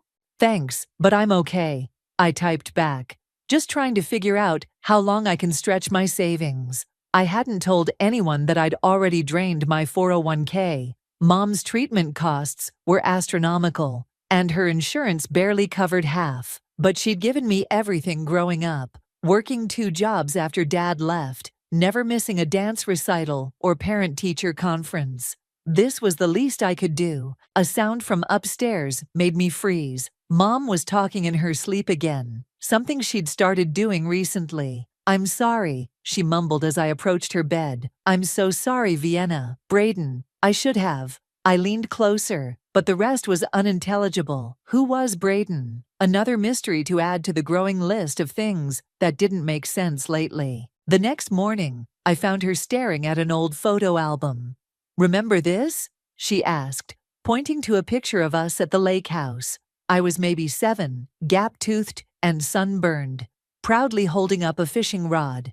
"Dad took that, didn't he? Right before he left." She closed the album abruptly. "Some memories are better left in the past, sweetheart." "Mom, what aren't you telling me?" "Last night you mentioned someone named Braden." "I need my medication," she interrupted, hands shaking as she reached for the pill organizer. I helped her with the pills, but something felt off. The way she avoided my eyes, how quickly she changed the subject. It was like watching a door slowly close, one I hadn't even known was open. Later that day, Aunt Sylvia stopped by with groceries. I caught her and Mom whispering in the bedroom, their conversation stopping abruptly when I entered. "Just discussing old times," Aunt Sylvia said, too brightly. "You know how we get," but I saw the tear tracks on Mom's cheeks, the way her hands clutched a piece of paper that disappeared under her pillow as soon as I walked in. That night, as I lay in my old bedroom staring at the glow-in-the-dark stars I'd stuck on the ceiling at 13, I couldn't shake the feeling that I was missing something huge. Mom's mysterious apologies, the name Braden, the secretive conversations with Aunt Sylvia. It all pointed to something hidden, something that made my chest tight with anxiety. I pulled out my phone and opened Google, fingers hovering over the keyboard. What exactly was I looking for? What questions should I even be asking? And more importantly, with Mom's health declining so rapidly, did I really want to know the answers? The grandfather clock struck midnight, its chimes echoing through the quiet house. Somewhere down the hall, Mom started talking in her sleep again, her words too faint to make out, but heavy with what sounded like regret. The next few weeks fell into a rhythm of doctor's appointments, medication schedules, and sleepless nights. I learned to measure time not by hours, but by Mom's good days and bad days. "Your mother's declining faster than we anticipated," Dr. Roberts said during one of our weekly visits. "You might want to start making arrangements." I gripped the edge of his desk. How long? Weeks, maybe days. That evening, I found Mom sorting through her jewelry box, her fingers trembling as she picked through old necklaces and rings. "Come here, sweetheart." She patted the bed beside her. "I want you to have my sapphire pendant. Your father gave it to me when—" She stopped abruptly, frowning at a small key buried beneath the jewelry. "What's that for?" I asked. She closed her hand around it. "Nothing important, just an old safety deposit box." But her voice shook, and I caught that familiar flash of guilt in her eyes. "Mom, please, whatever you're hiding." "Vienna," she cut me off, suddenly looking more alert than she had in weeks. "There are things you don't understand, things I've done. I only wanted to protect you." Before I could press further, she started coughing violently. I reached for her water glass, but she waved it away, struggling to catch her breath. Then her eyes went wide, and she clutched her chest. "Mom? Mom!" The next hours passed in a blur of ambulance sirens, hospital corridors, and doctors speaking in hushed tones. By sunrise, I was sitting alone in a plastic chair, staring at my mother's empty bed, while a nurse explained something about death certificates and funeral homes. Aunt Sylvia arrived first, wrapping me in a hug that smelled of cigarettes and vanilla. "Oh, honey," she whispered. "I'm so sorry."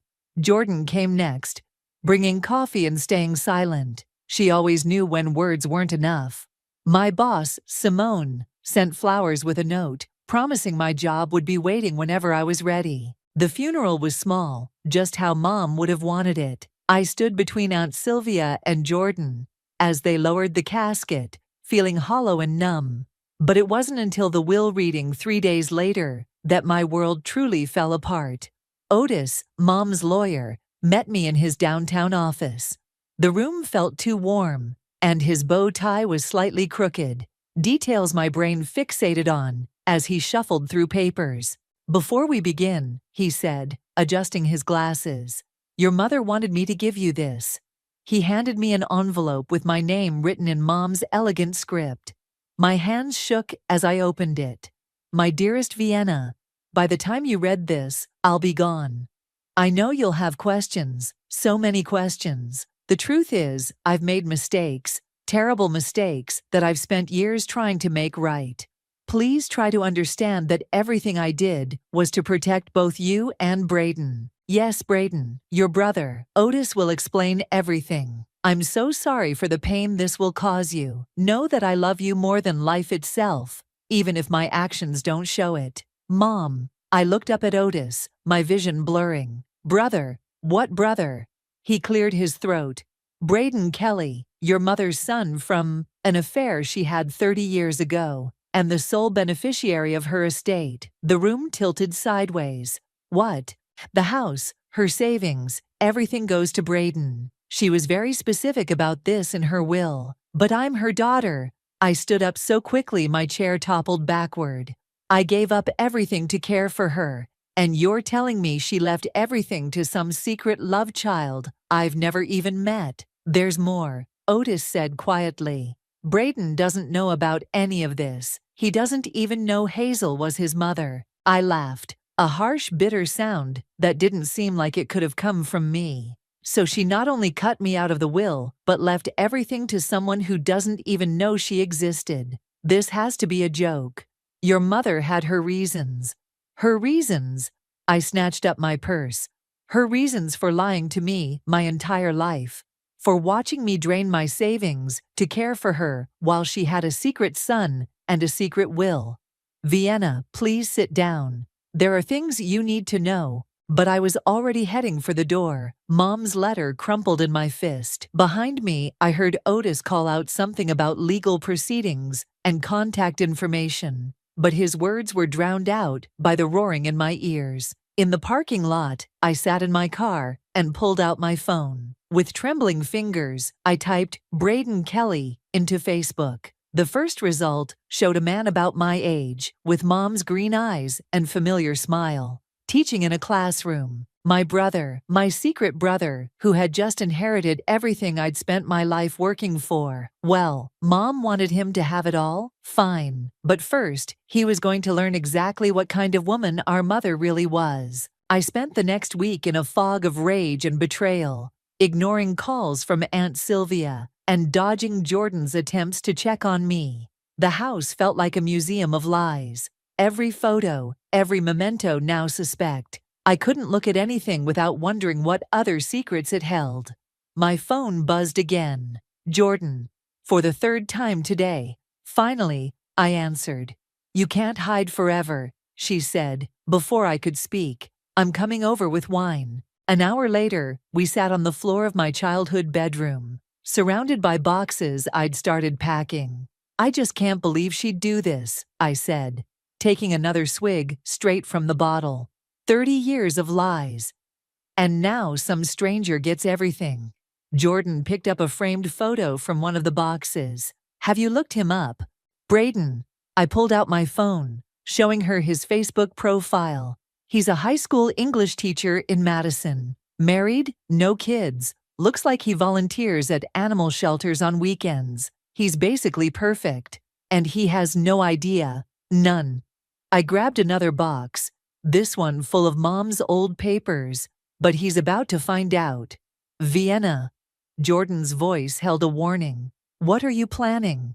Before I could answer, something fell from the box. An old leather-bound journal. Mom's diary. My hands trembled as I opened it. Oh my God, I whispered, scanning the pages. She wrote about him, about everything. The entries dated back to 1993, describing her affair with Thomas, Braden's father. How she discovered she was pregnant. How she gave birth in secret and arranged for Thomas's sister to raise the baby.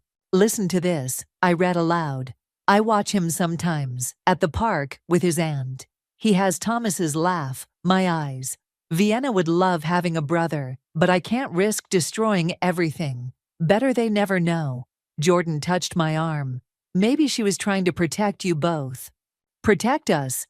I slammed the diary shut. She lied to us our entire lives. And then my voice broke. She made me think I was all she had. Watched me sacrifice everything to care for her, knowing she was planning to leave it all to him.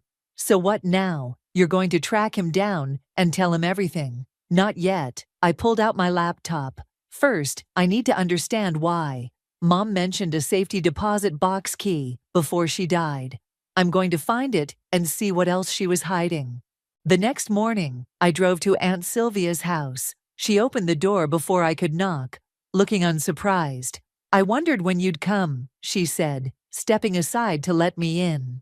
Otis called me after the will reading. Her living room was cluttered with family photos, including several I'd never seen before. One caught my eye, Mom at what looked like a school graduation, standing far in the background. That's Braden's high school graduation, Aunt Sylvia said quietly. Your mother went to every important event in his life, always keeping her distance. You knew? I spun to face her. All this time?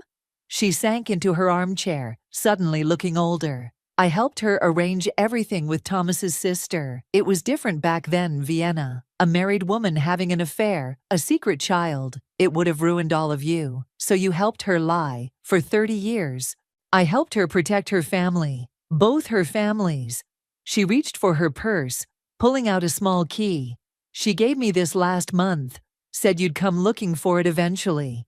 The safety deposit box key. I grabbed it, my hand shaking. What else do you know? Only that whatever's in that box changed everything for her. It's why she rewrote her will. She caught my arm as I turned to leave. Vienna, wait. Your mother loved you more than anything. Whatever you're planning. You don't get to talk to me about love. I pulled away. Not after 30 years of lies. Back in my car, I studied the key. The tag showed it was from First National Bank downtown. Tomorrow, I'd find out what was in that box. Tomorrow, I'd understand why my mother betrayed me. My phone lit up with a Facebook notification. Braden had posted a photo of himself with his students, all smiling after winning some literary competition. He looked so much like Mom, it hurt.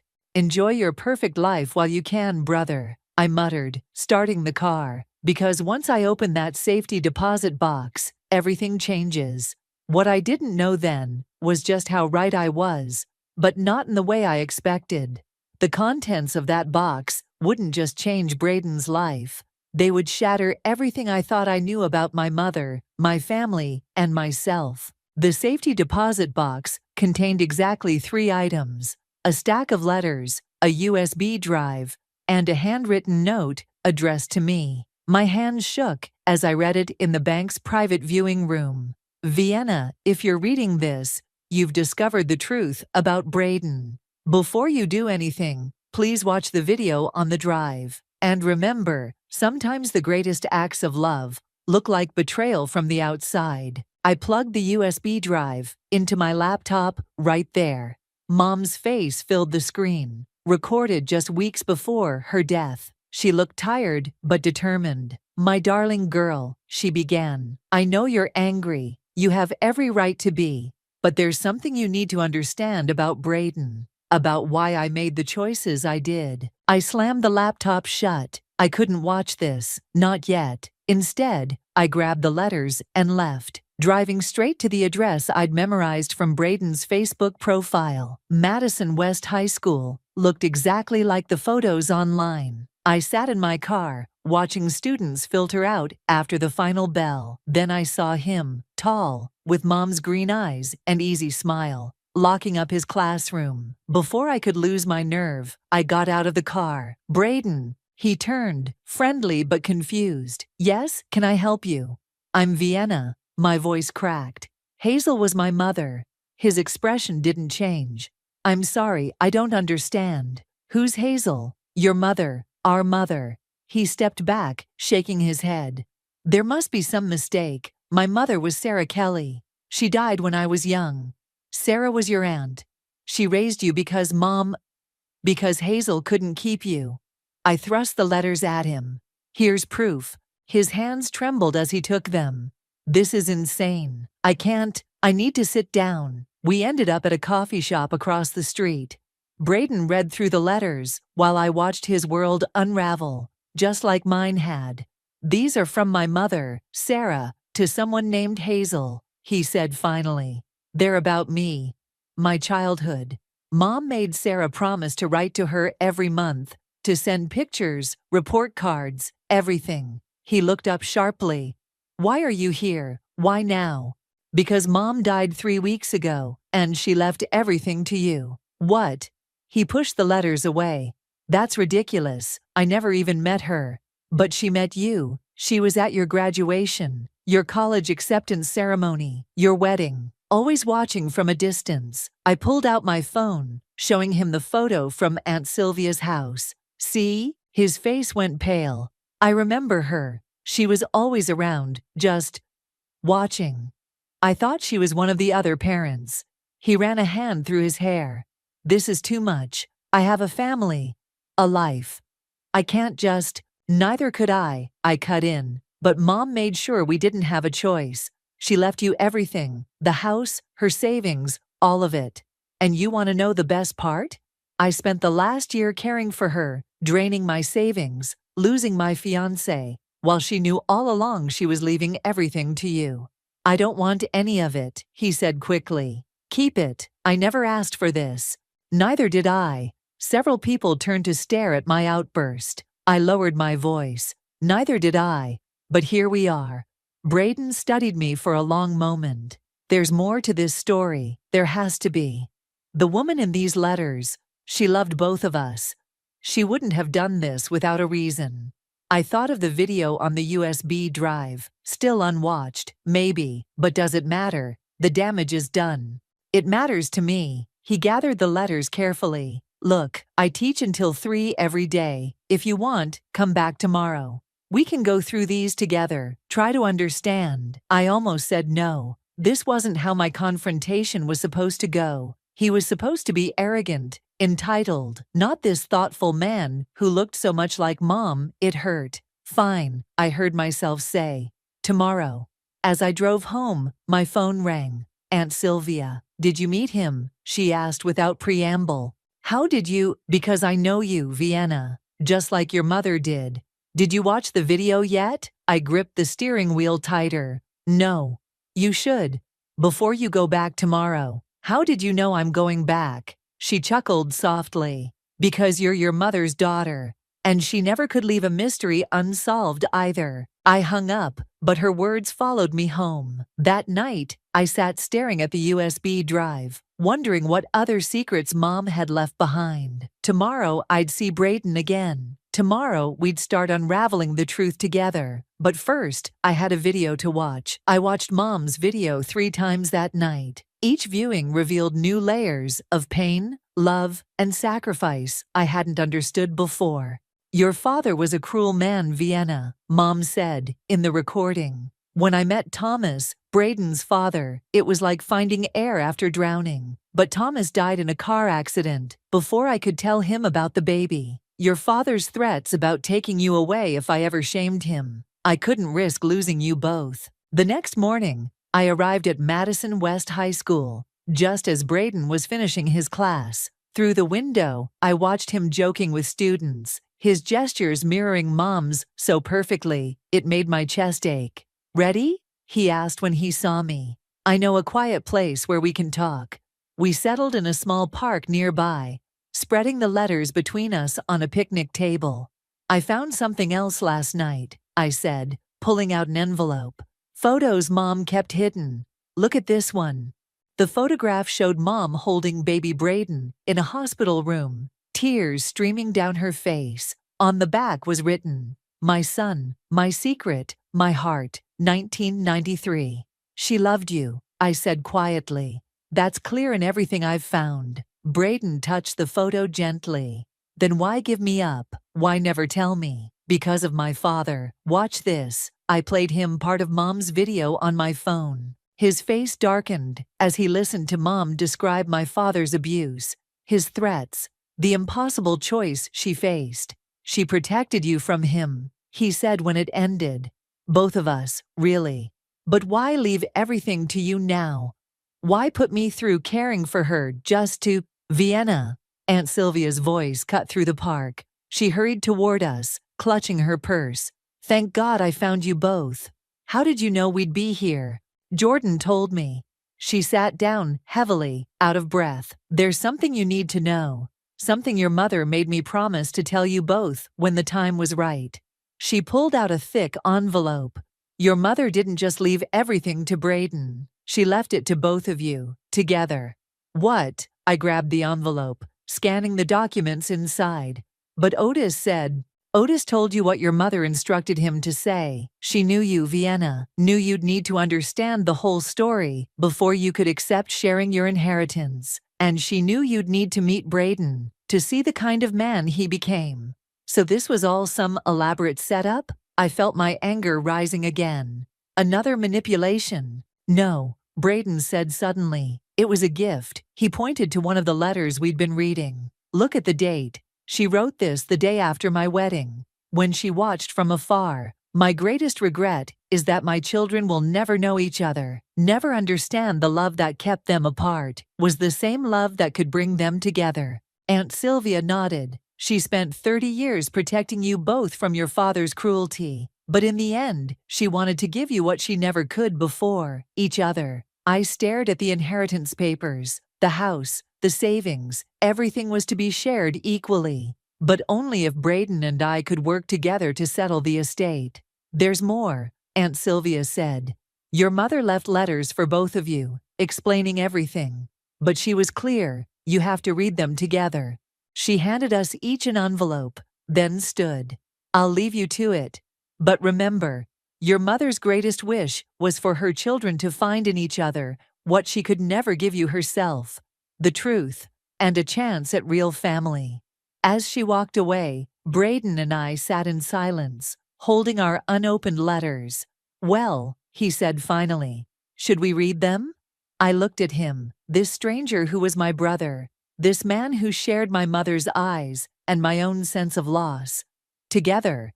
He nodded. Together, we opened our letters simultaneously. Mom's familiar handwriting filled the pages, but these weren't just explanations or apologies. They were stories, stories of our childhoods, parallel lives she'd watched over, moments she'd treasured from afar. And at the end of each letter was the same message. The inheritance isn't about money. It's about healing. It's about taking the broken pieces of our family and building something new, something honest, something yours. I looked up to find Braden watching me, his eyes, our mother's eyes, filled with tears. "So," he said softly, "what do we do now?" The answer came easier than I expected. "We start over. We learn to be siblings. We figure out what family means without the secrets." He smiled. Mom's smile. "I'd like that." As the sun set over the park, we began to read the letters again, this time sharing the stories aloud,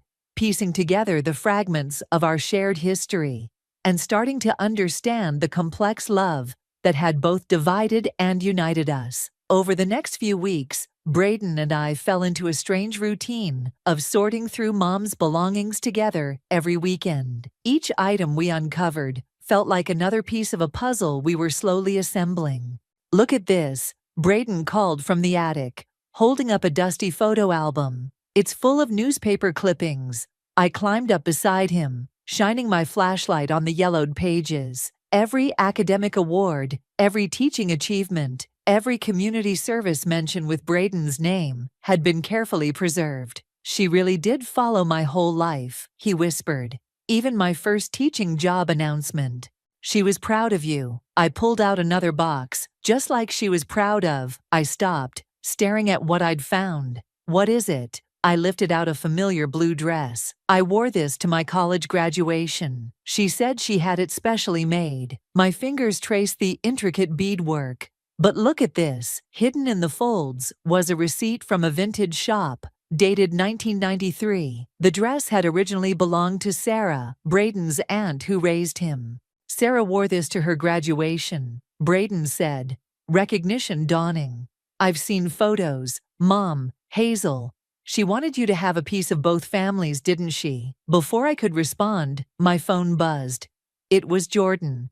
You need to come to the diner, she said, without preamble. Your aunt's here, and she's ready to tell you everything.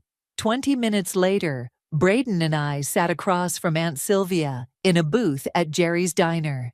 She looked tired, clutching her coffee cup like a lifeline. I should have told you this years ago, she began. Your father, Vienna, he didn't just threaten to take you away.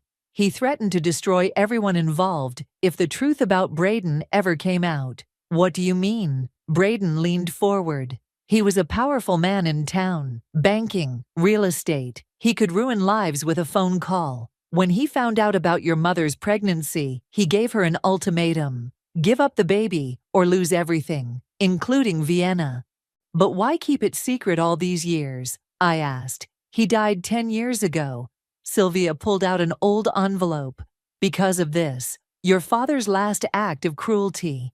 Inside was a legal document, a codicil to his will, stating that if Hazel ever acknowledged Braden or tried to give him any family assets, everything would go to a conservative religious organization instead. She fought it for years, Sylvia continued, hired lawyers in secret, tried to find loopholes. That's why she waited until now, structured the inheritance the way she did. She found a way to give you both everything without triggering your father's claws. By making us work together, Braden said slowly. By forcing us to become family first. The waitress arrived with more coffee, giving me a moment to process. All these years, I'd thought Mom's secrets were about shame or guilt. But they were about protection, not just of Braden, but of everything she'd built for both of us. There's something else, Sylvia said, reaching into her purse. Your mother left this with me. Said to give it to you when you were ready to understand. She handed me a small leather journal. Inside, Mom's handwriting filled every page with letters. Letters to both of us, written every year on our birthdays, never sent. Dear Vienna and Braden, I read aloud from the first page. Today, Vienna lost her first tooth, and Braden won his first spelling bee. I wish more than anything I could celebrate these moments together, as a family. Keep reading, Sylvia urged gently. One day, when the truth can finally come out, I hope you'll both understand that love sometimes means making impossible choices. But I've watched you both grow into such remarkable people. Vienna with her fierce loyalty and determination. Braden with his gentle heart and quiet strength. You're so different, yet so alike. You're both fighters, both dreamers, both mine. Braden wiped his eyes. All those years, she was writing to us both. She never stopped hoping you'd find each other, Sylvia said. That you'd build the family she couldn't give you. I looked at Braden, my brother, no longer a stranger, and saw Mom's hope reflected in his eyes. We'd started this journey seeking answers, maybe even revenge. Instead, we'd found something far more valuable, the truth about our mother's love, and the chance to become the family she'd always dreamed we'd be.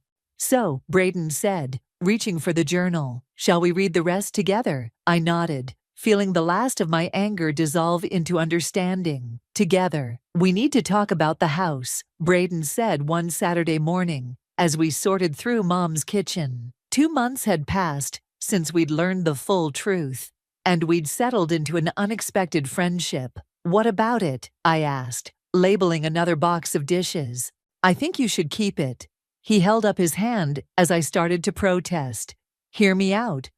This is your home. You grew up here. And honestly, I have my own place in Madison. But the inheritance, we can figure something else out. Split the savings, maybe? He smiled, picking up one of Mom's old coffee mugs. Besides, Sarah, my aunt, she left me her house. Seems fair you should have this one. Before I could respond, the doorbell rang. It was Otis, looking uncomfortable in the weekend casual wear that didn't suit him. We need to discuss something, he said, clutching his briefcase. About the will. My stomach dropped as we sat in the living room. What's wrong? There's been a challenge. Otis pulled out some papers. Your father's old associates at the religious organization. They're claiming the inheritance violates the terms of his codicil. But Mom found a way around that, I protested. They're arguing that any acknowledgement of Braden as family triggers the clause. They want everything.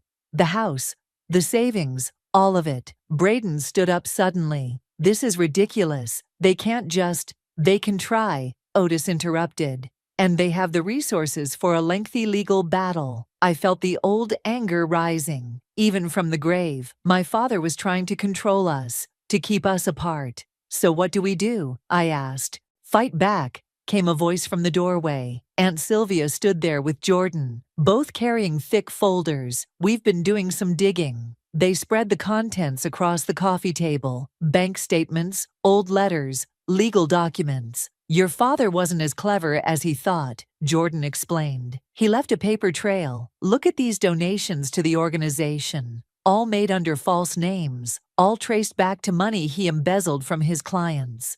And here, Sylvia pointed to some letters, proof that he blackmailed the organization's board members to agree to his terms. The whole codicil was built on fraud. Otis adjusted his glasses, examining the documents. This changes everything. With evidence of fraud, we can have the codicil invalidated entirely. But it's not that simple, is it? Braden asked quietly. No, Otis admitted. Going to court means making everything public. Your mother's affair, the adoption, all of it. I looked at Braden, seeing my own conflict reflected in his face. We'd just started to heal, to build something real. Did we want to drag everything into the open? I have an idea, I said slowly. What if we don't fight it? Vienna, Sylvia started. No, listen. What if we donate everything, not to their organization, but to causes Mom believed in? Education programs, cancer research, adoption support services. Braden's face lit up. We could set up a foundation in her name. Use the money to help other families torn apart by circumstances beyond their control.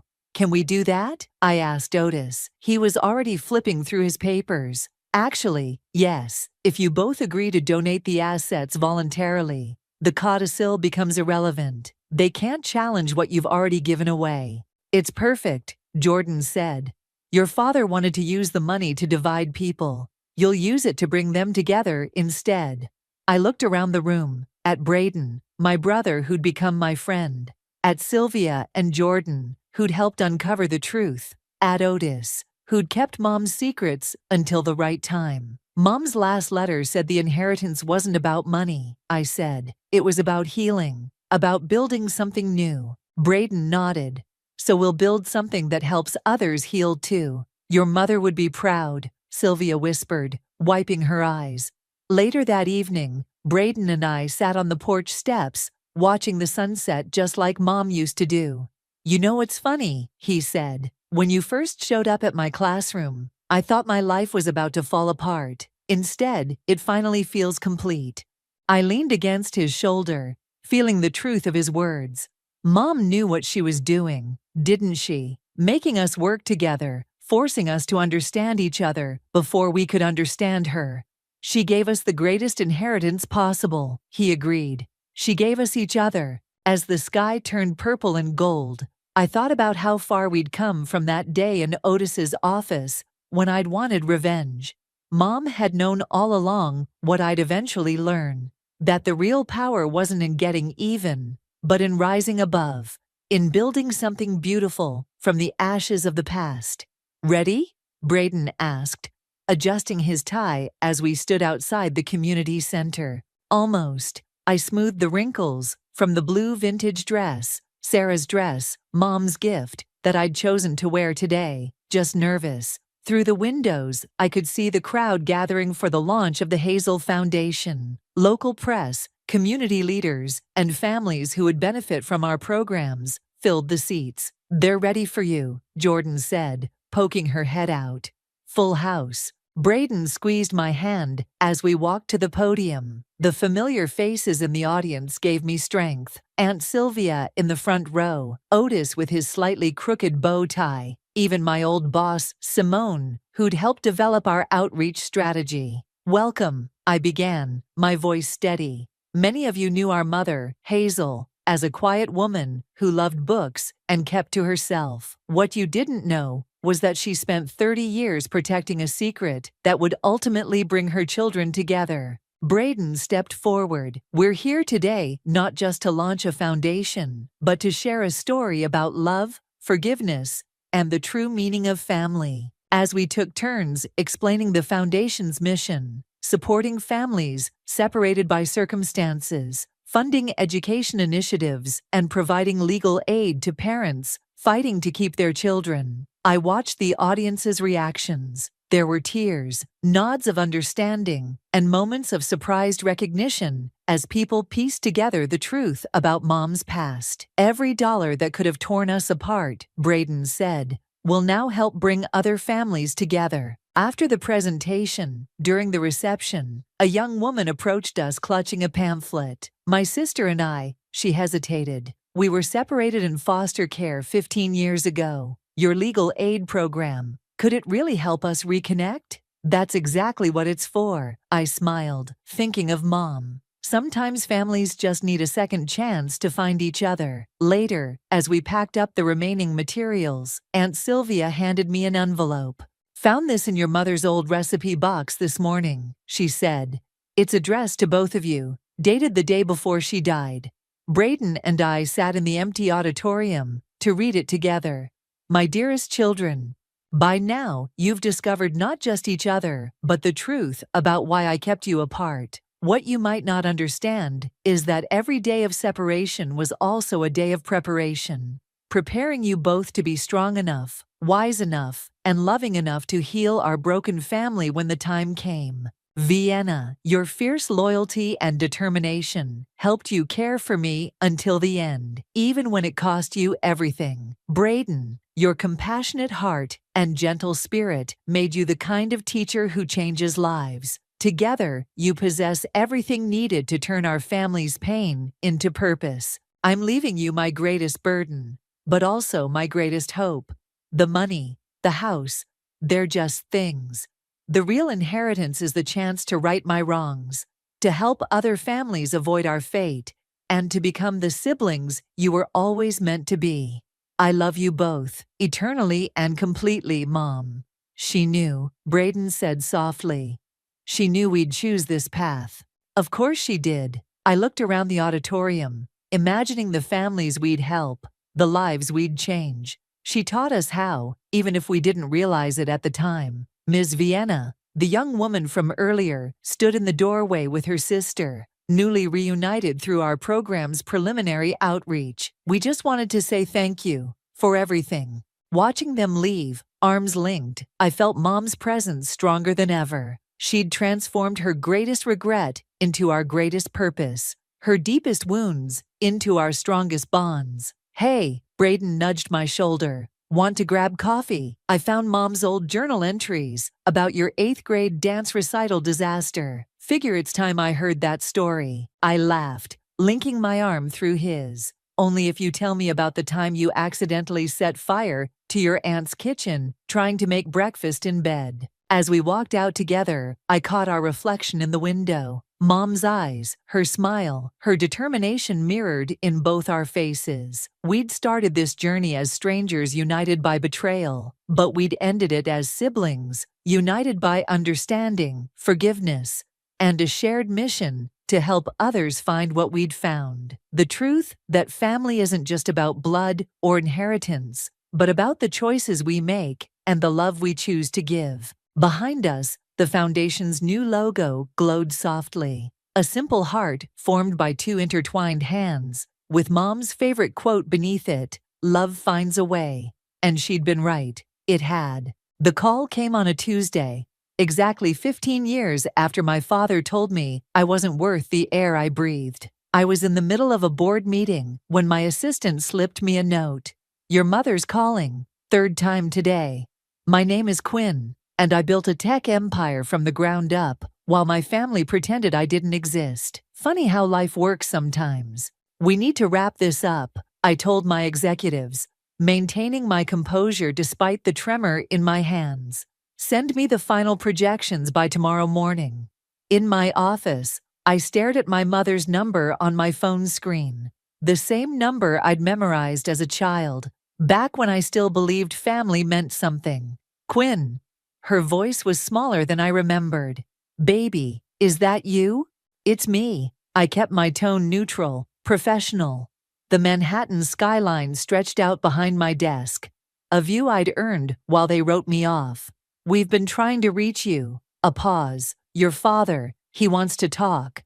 I almost laughed. 15 years of silence, and now he wants to talk. "Things are different now. We've seen you in the papers, on TV, your company, what you've built." She trailed off, probably remembering the day they kicked me out. I was 17 then. Dad had gathered everyone in the living room. Mom, my brothers Damon and Rodney. "No daughter of mine is going to waste time with computers," he'd declared. "You'll marry well, that's your purpose." I'd refused. Packed my bags that night. "Quinn?" Mom's voice pulled me back. "There's a family dinner on Friday. Please come." "Why should I?" "Because," she hesitated, "your father's business. We're struggling. The market crash hit us hard. He needs my money." I finished for her. "That's what this is about." "No. We want to make amends. We were wrong, Quinn. So wrong." I swiveled in my chair, watching my reflection in the window. The scared teenage girl was gone, replaced by a woman in a tailored suit who controlled a billion-dollar tech company. "Text me the details," I said finally. "I'll think about it." After hanging up, I called Kayla, my business partner, and the only person who knew the full story of my past. They reached out. She sounded concerned. "What are you going to do?" "I'm going to that dinner." I pulled up my calendar. "But first, I need you to clear my schedule for Friday and book a table at Le Bernardin." "Quinn." Kayla's voice carried a warning. "Don't do anything rash." "Rash? No." I smiled, remembering how Dad used to parade my brothers around at business functions while I sat in the corner, invisible. "I'm going to do something spectacular." That evening, I dug out an old photo album I kept locked in my desk. There I was, 12 years old, proudly showing Dad the computer program I'd written. He wasn't even looking at me. Next to it, a picture of Damon receiving a sports trophy, Dad beaming with pride. My phone buzzed. Mom's text with the dinner details. "Your father says to dress appropriately," she added in a second message. I texted back, "Change of plans. I'm hosting. Le Bernardin, 8 p.m. Tell Dad his precious sons can come too." Then I called Carlos, my PR specialist. "I need you to arrange something. Discreet photographers, carefully placed. Make sure they catch every moment." "What's the angle?" he asked. I thought about Dad's face when he'd realize his daughter now had the power to make or break him. About Mom's silent compliance all those years. About my brother's smirks when I was thrown out. "Family reconciliation," I said. "The prodigal daughter returns." But that's just the beginning. And the real story. I touched the photo of my 12-year-old self, tracing the hope in those eyes before it was crushed. The real story is revenge. But we're going to package it as redemption. I closed the album. They wanted a proper daughter. I'll give them a proper show. After hanging up, I stood at my window, watching the city lights flicker to life. Somewhere out there, my family was probably huddled together, discussing how to handle me, how to get what they needed while maintaining their precious pride. Let them plan. Let them think they could manipulate me. I'd learned from the best after all. Friday couldn't come soon enough. I had 15 years of silence to fill, and I was going to make every word count. They wanted my help? they'd get it, along with a very public lesson in karma. I picked up my phone one last time and texted Kayla, "Book the private room, and make sure there's champagne. We're going to celebrate a family reunion they'll never forget." Le Bernardin's private room felt smaller with my family in it. Dad arrived first, of course. Punctuality was one of his obsessions. His silver hair was thinner than I remembered, but his stance remained rigid, commanding. "Quinn." He extended his hand like we were closing a business deal. "You look successful." I ignored his hand. 15 years will do that. Mom hurried in behind him, wringing her hands, a nervous habit I'd inherited and trained myself to break. She moved to hug me, then stopped, uncertain. "Your hair," she said softly. "It's so elegant now." Damon and Rodney arrived together, both in expensive suits that couldn't quite hide their desperation. Damon's Rolex was probably his last status symbol, while Rodney's shoes were scuffed at the heels. "Little sister," Damon said, forcing a smile, "finally decided to acknowledge your family." "Funny," I replied, taking my seat at the head of the table. I was about to say the same thing. The waiter appeared with champagne, and I watched them squirm as I ordered the most expensive bottle. Dad's eye twitched. He knew exactly how much it cost. "To family," I raised my glass. "And perfect timing." Damon cleared his throat. "Quinn, about timing. Your company's incredible," Rodney interrupted, earning a glare from Dad. "I mean, the innovation awards, the Forbes cover, the money," I added, making them all flinch. "That's what you really want to discuss, isn't it?" Dad set down his glass. "We've made mistakes." "Mistakes?" I laughed. "Is that what we're calling it now?" "Quinn," Mom pleaded. You're trying because you're desperate." I pulled out my tablet, sliding it across the table. "Your company's hemorrhaging money, Dad. 3 failed projects in 2 years. The board's considering a vote of no confidence." The color drained from his face. "How did you—" "I do my research. Unlike you, I learned from my mistakes." I tapped the tablet. "Damon's division is particularly interesting. Those investment choices. Amateur hour." Damon's knuckles went white around his fork. "You don't understand." "Actually, I do. Better than anyone." I leaned forward. "You need my help. My connections. My money. But mostly, you need my name." The waiter arrived with appetizers, and we all pretended to be fascinated by our plates. "What do you want?" Dad finally asked, his voice rough. "I'm hosting a gala next month, Women in Tech Initiative. Very prestigious, lots of media coverage." I watched their faces carefully. "You're all going to attend, as my loving, supportive family." Rodney frowned. "That's it?" "Oh, there's more." I smiled.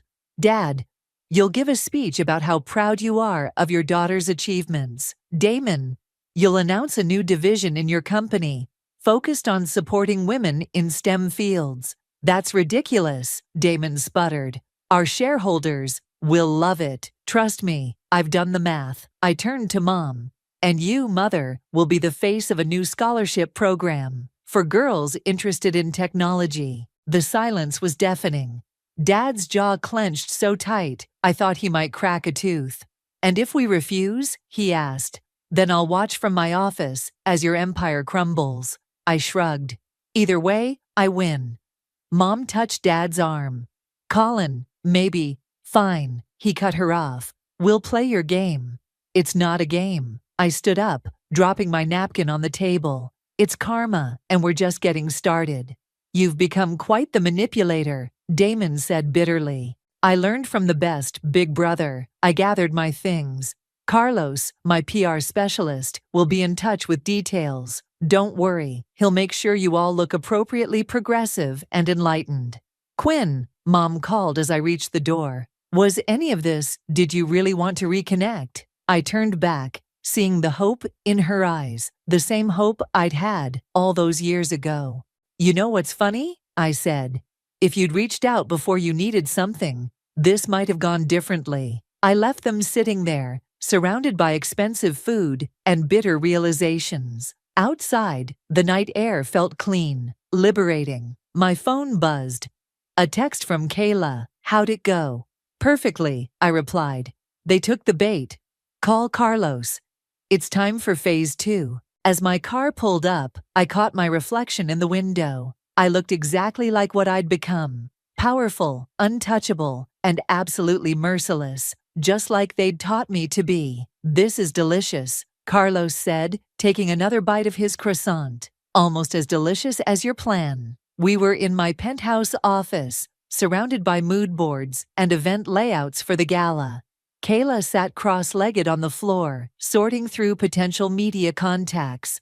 The press will eat this up, Carlos continued. Tech mogul reconciles with traditional family, transforming them into champions of women's empowerment. It's perfect. Too perfect, Kayla muttered. Quinn, are you sure about this? I walked to the window, watching a flock of pigeons scatter across the morning sky. Show me the speech drafts. Carlos pulled out his tablet. I've written 3 versions for your father. This one's my favorite. I was wrong. My greatest achievement wasn't building a company. It was raising a daughter who showed me the true meaning of success. He'll choke on those words, I said, smiling. That's the point. Carlos swiped through more documents.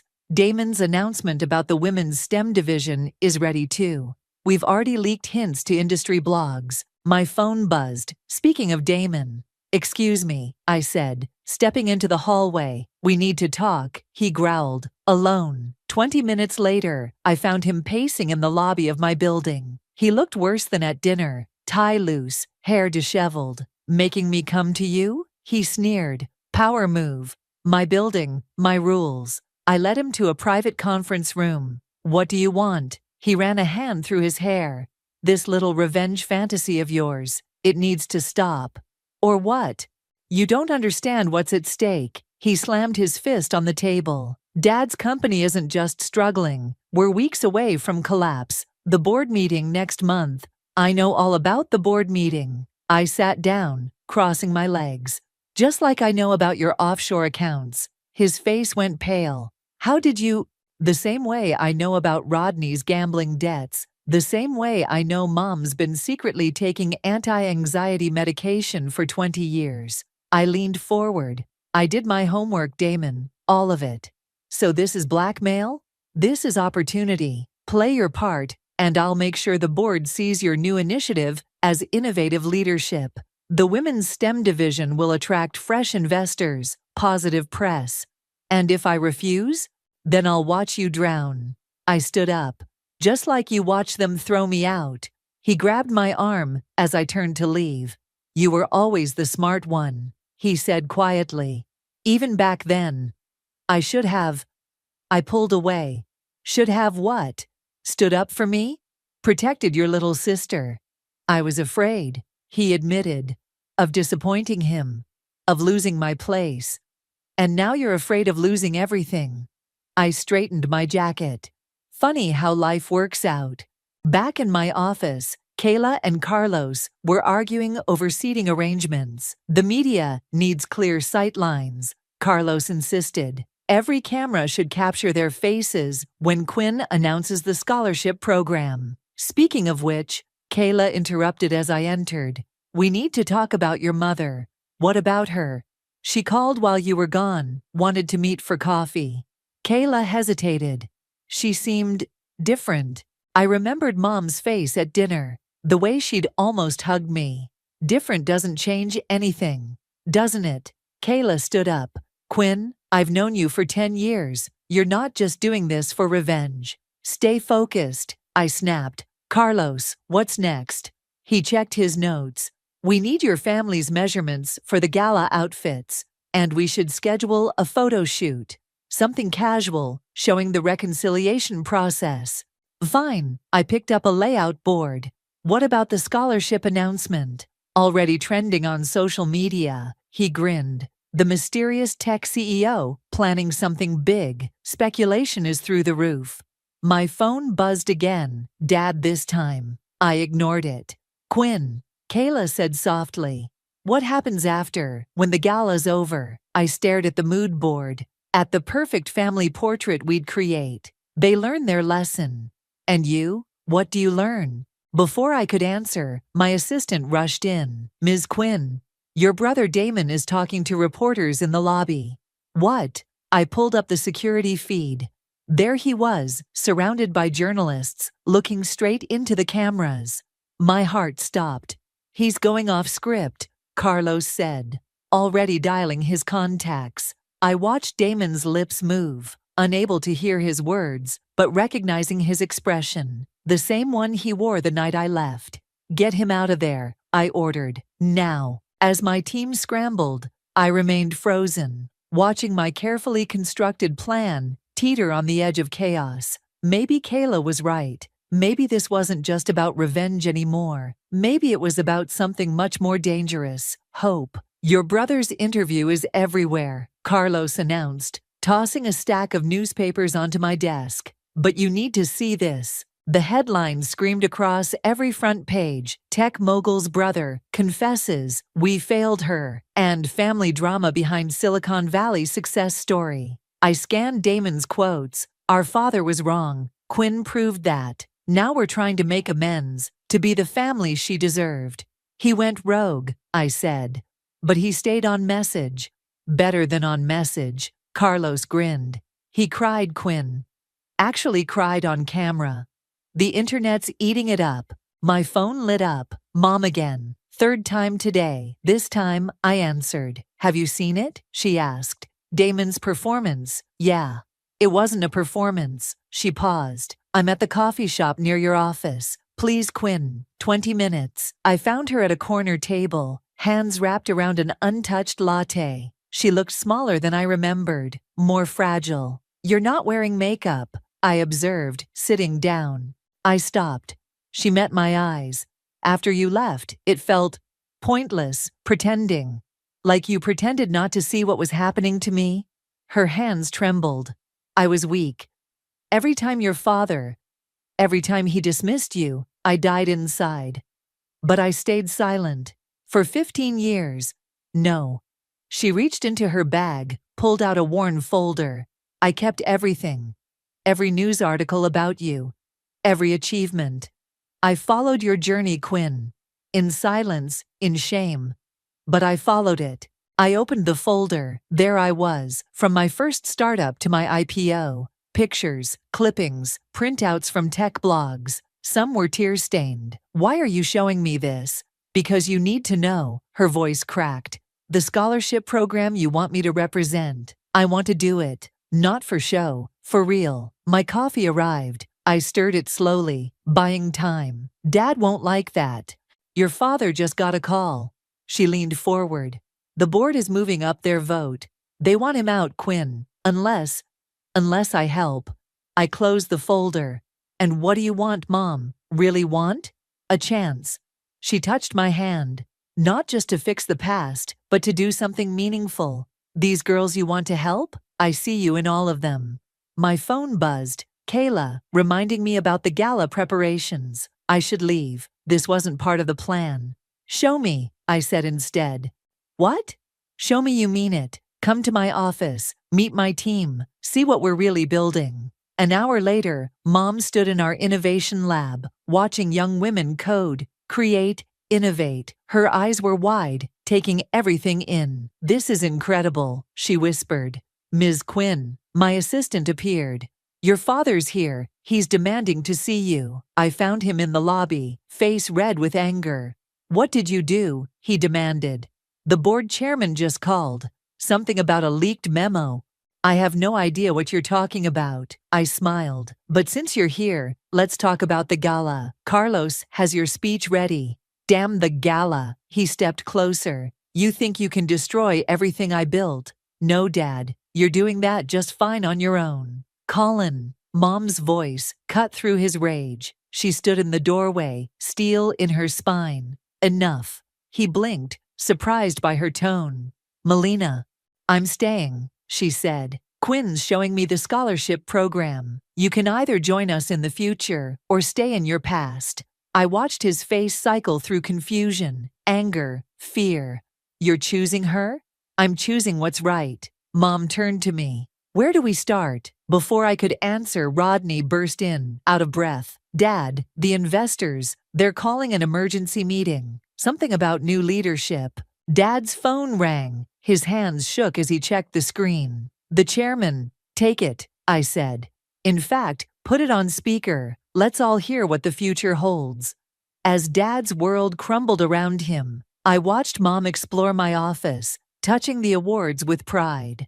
Rodney collapsed into a chair, looking lost. Somewhere in the building, Damon's interview was probably still playing on loop. My phone buzzed one last time. Carlos, everything's proceeding as planned. But Quinn, are you sure you want to go through with the final phase? I looked at my family, scattered and broken, and maybe, just maybe, ready to rebuild. Stand by, I texted back. The game's changing. The question was I ready to change with it? The gala buzzed with energy as New York's elite mingled under crystal chandeliers. I stood at the entrance, greeting guests, while photographers captured every calculated smile. Your family's already inside, Carlos whispered, appearing at my elbow. Your father's been practicing his speech. He actually looks nervous. Good. I smoothed my midnight blue gown. Where's Mom? Talking to the scholarship candidates. She's a natural, Quinn. Those girls adore her. I spotted Damon across the room, surprisingly at ease, as he discussed the Women's STEM initiative with a group of investors. Rodney hovered nearby, actually paying attention for once. Ms. Quinn? A young girl approached, maybe 17, clutching a tablet. I'm one of the scholarship finalists. I just wanted to say, you're why I started coding. My practice smile faltered. She looked exactly like I had at that age. Hungry for recognition, desperate to prove herself. What's your name? Sarah. She pulled up her project on the tablet. I developed this app for domestic violence survivors. It looks like a normal calculator, but it sends encrypted distress signals. I finished, examining her code. This is brilliant, Sarah. Your mother said the same thing. She beamed. She's been showing everyone my work. Before I could respond, the lights dimmed. Carlos appeared again. It's time. I took the stage, scanning the crowd. Hundreds of faces looked back, including my family's. Dad sat rigid in his chair, speech cards trembling slightly. Mom watched me with tears in her eyes, while my brothers tried to mask their anxiety. Welcome, I began. 15 years ago, I was told that women don't belong in tech, that our place was in the background, supporting men's dreams instead of chasing our own. The room fell silent. Today we're changing that narrative, not just through words, but through action. I gestured to the screen behind me, where images of young female coders appeared. Meet our future, 20 brilliant minds who will receive full scholarships to pursue their tech dreams. Applause erupted. I caught Sarah's radiant smile in the crowd. But first, I continued. Someone else wants to share their journey of transformation. Dad? He stood slowly, straightening his tie. The cameras turned to him as he approached the podium. This was it, the moment of my triumph, my revenge. He cleared his throat, looked down at his cards, and then set them aside. I had a speech prepared, he said, his voice rough, about progress and change.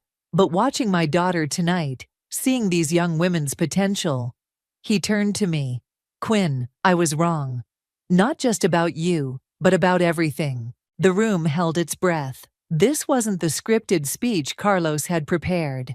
I lost 15 years with my daughter because of pride and ignorance. I watched from a distance as she built something extraordinary, while I clung to outdated beliefs that were destroying my own company. Mom reached for Damon's hand. Rodney wiped his eyes. Tonight isn't about saving my business, Dad continued.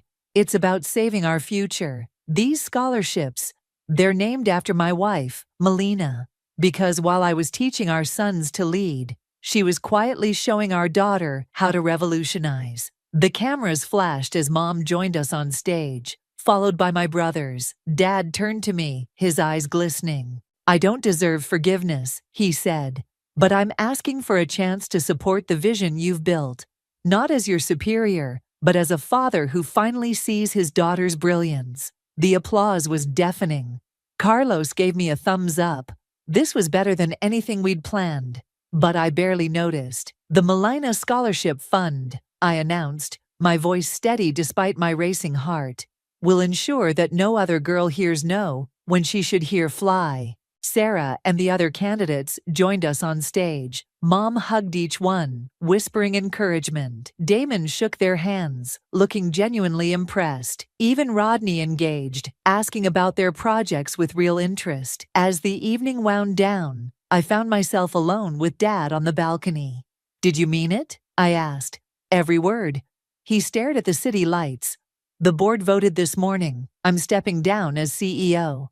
I know. They want you to take over." He turned to me. "Not because you're my daughter, but because you're better than I ever was." Inside, I could hear Mom laughing with the scholarship recipients. Damon was exchanging contact information with investors. Rodney was actually taking notes. "The company needs new leadership," Dad said.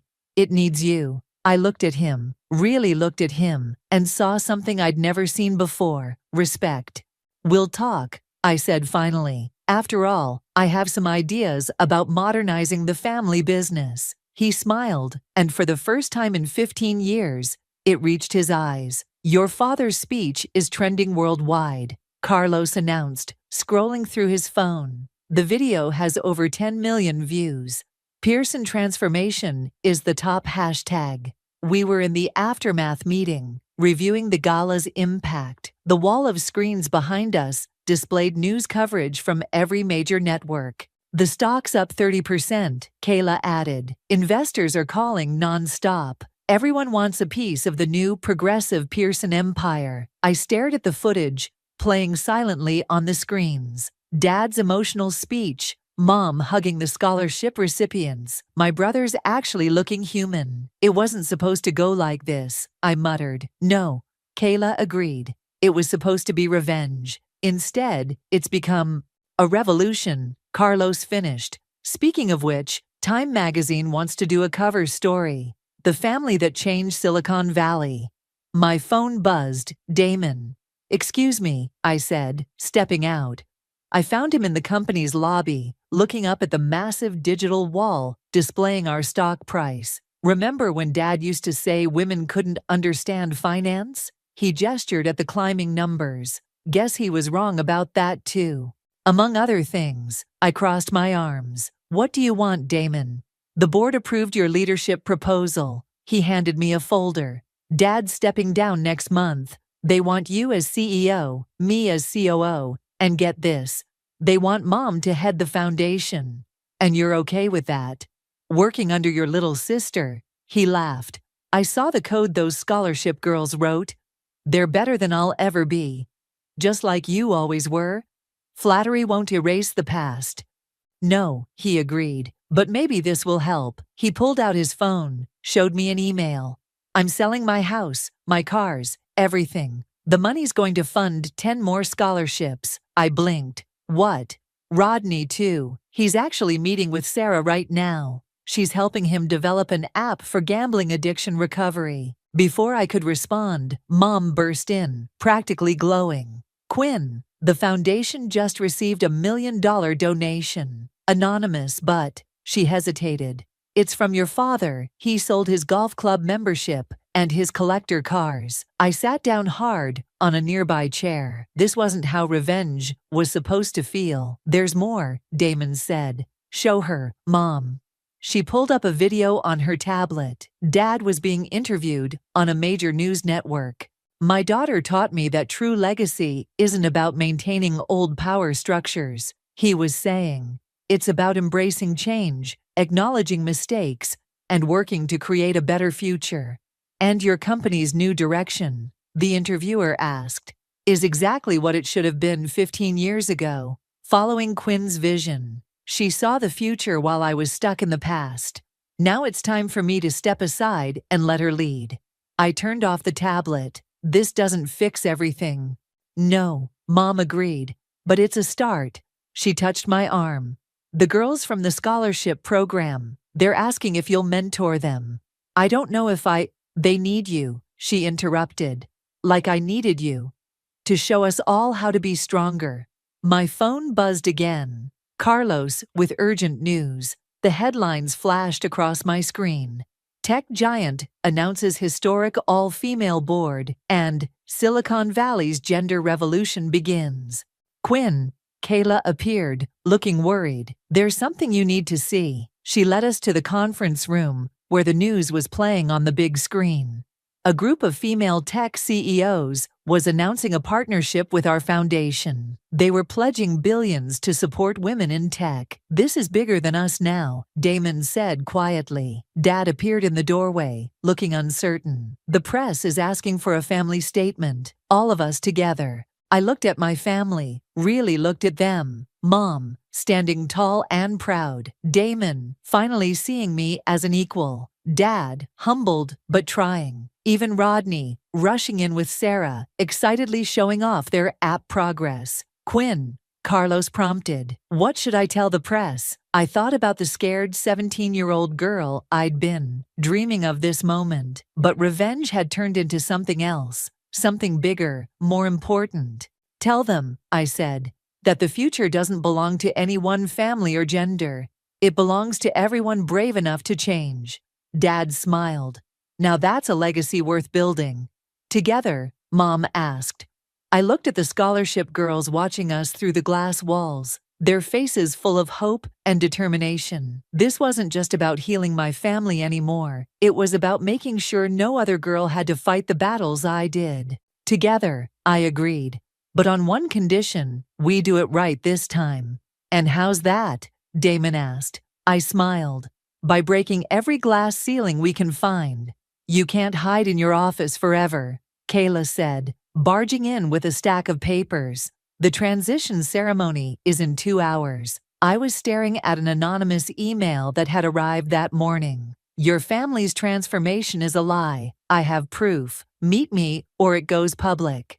"Quinn?" Kayla waved her hand in front of my face. "Earth to CEO?" "Someone knows," I said, turning my laptop around. "About the original plan. The revenge plot." Kayla read the email, her face darkening. "Could be a bluff. Or it could destroy everything we've built." I stood up, pacing. "The scholarships, the foundation, all of it." "Quinn," Sarah burst in, her eyes bright. "Sorry to interrupt, but you have to see this." She pulled up a video on her tablet. A teenage girl was speaking at a tech conference, wearing a t-shirt with my face on it. "Quinn showed us that we don't need anyone's permission to change the world." The girl was saying, "My dad used to tell me tech wasn't for girls. Now he's helping me build my startup." "That's the 5th speech like this week," Sarah beamed. "You're starting a movement." My phone buzzed, the anonymous emailer again. 1 hour, coffee shop across the street. "I have to go," I told Kayla. "Cover for me at the pre-ceremony meeting."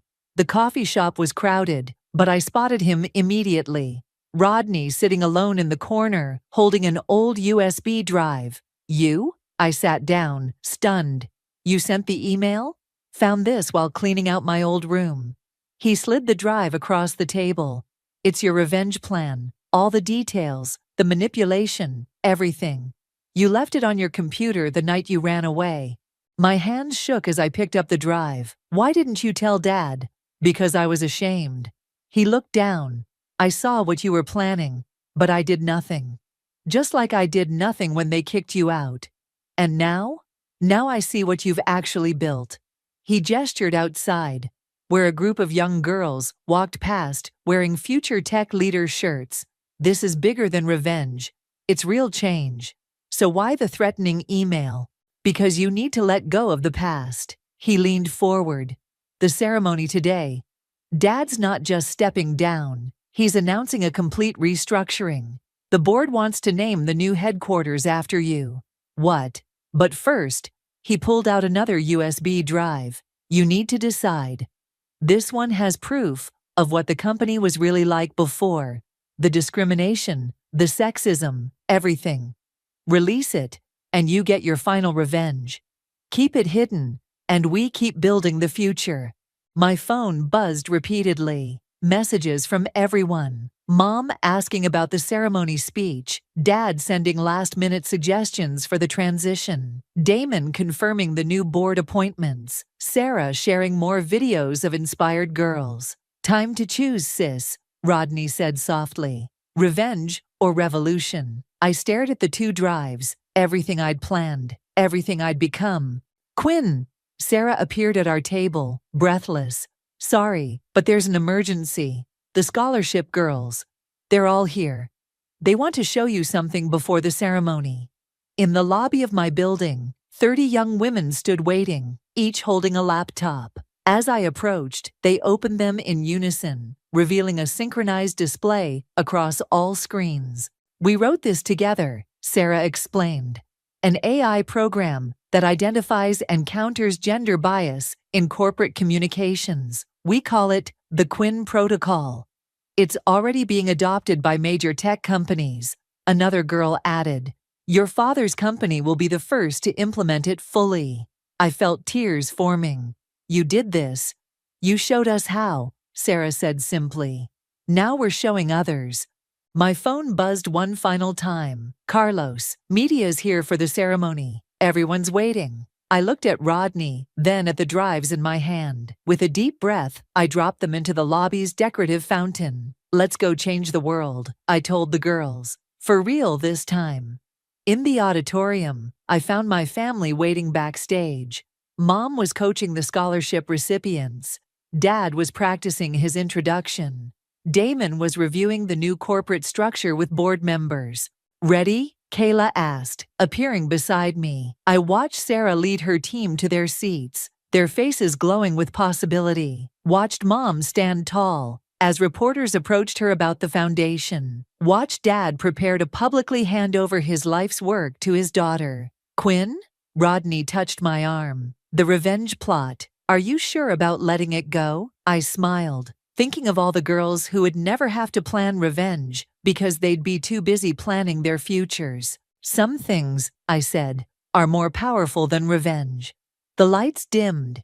It was time to step into the spotlight, not as the daughter seeking vengeance, but as the leader showing the way forward. "And that's how you change the world," I concluded my TED Talk, gesturing to the screen behind me where Sarah was demonstrating her latest AI breakthrough. The audience erupted in applause. Backstage, Mom waited with tears in her eyes. "I still can't believe how far we've come." "Speaking of which," Kayla interrupted, rushing over with her tablet. "The Quinn Protocol just got adopted by every major tech company in Silicon Valley. It's officially industry standard now." "And perfect timing," Carlos added, appearing with his usual impeccable timing. "Because wait until you see tomorrow's Wall Street Journal." He handed me an advance copy. The headline read, "Tech's Gender Revolution: How One Family's Transformation Sparked Global Change." "Don't forget this," Dad said, joining us. He looked older but lighter somehow, like he'd finally set down a heavy burden. He handed me an envelope. Inside was a letter from a father in Seattle. "My daughter showed me your story. Yesterday, I apologized to her for the first time for dismissing her dreams. Today, we're building her first robot together. We get hundreds like that now," Damon said, scrolling through his phone. "The foundation can barely keep up with the applications." "Quinn," Sarah burst in, her face flushed with excitement. "The United Nations just confirmed. They want us to launch the Global Mentorship Program next month."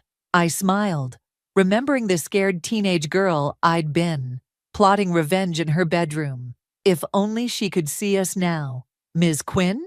A small voice interrupted my thoughts. A young girl, maybe 12, stood clutching a laptop. "I'm sorry to bother you, but could you look at my code?"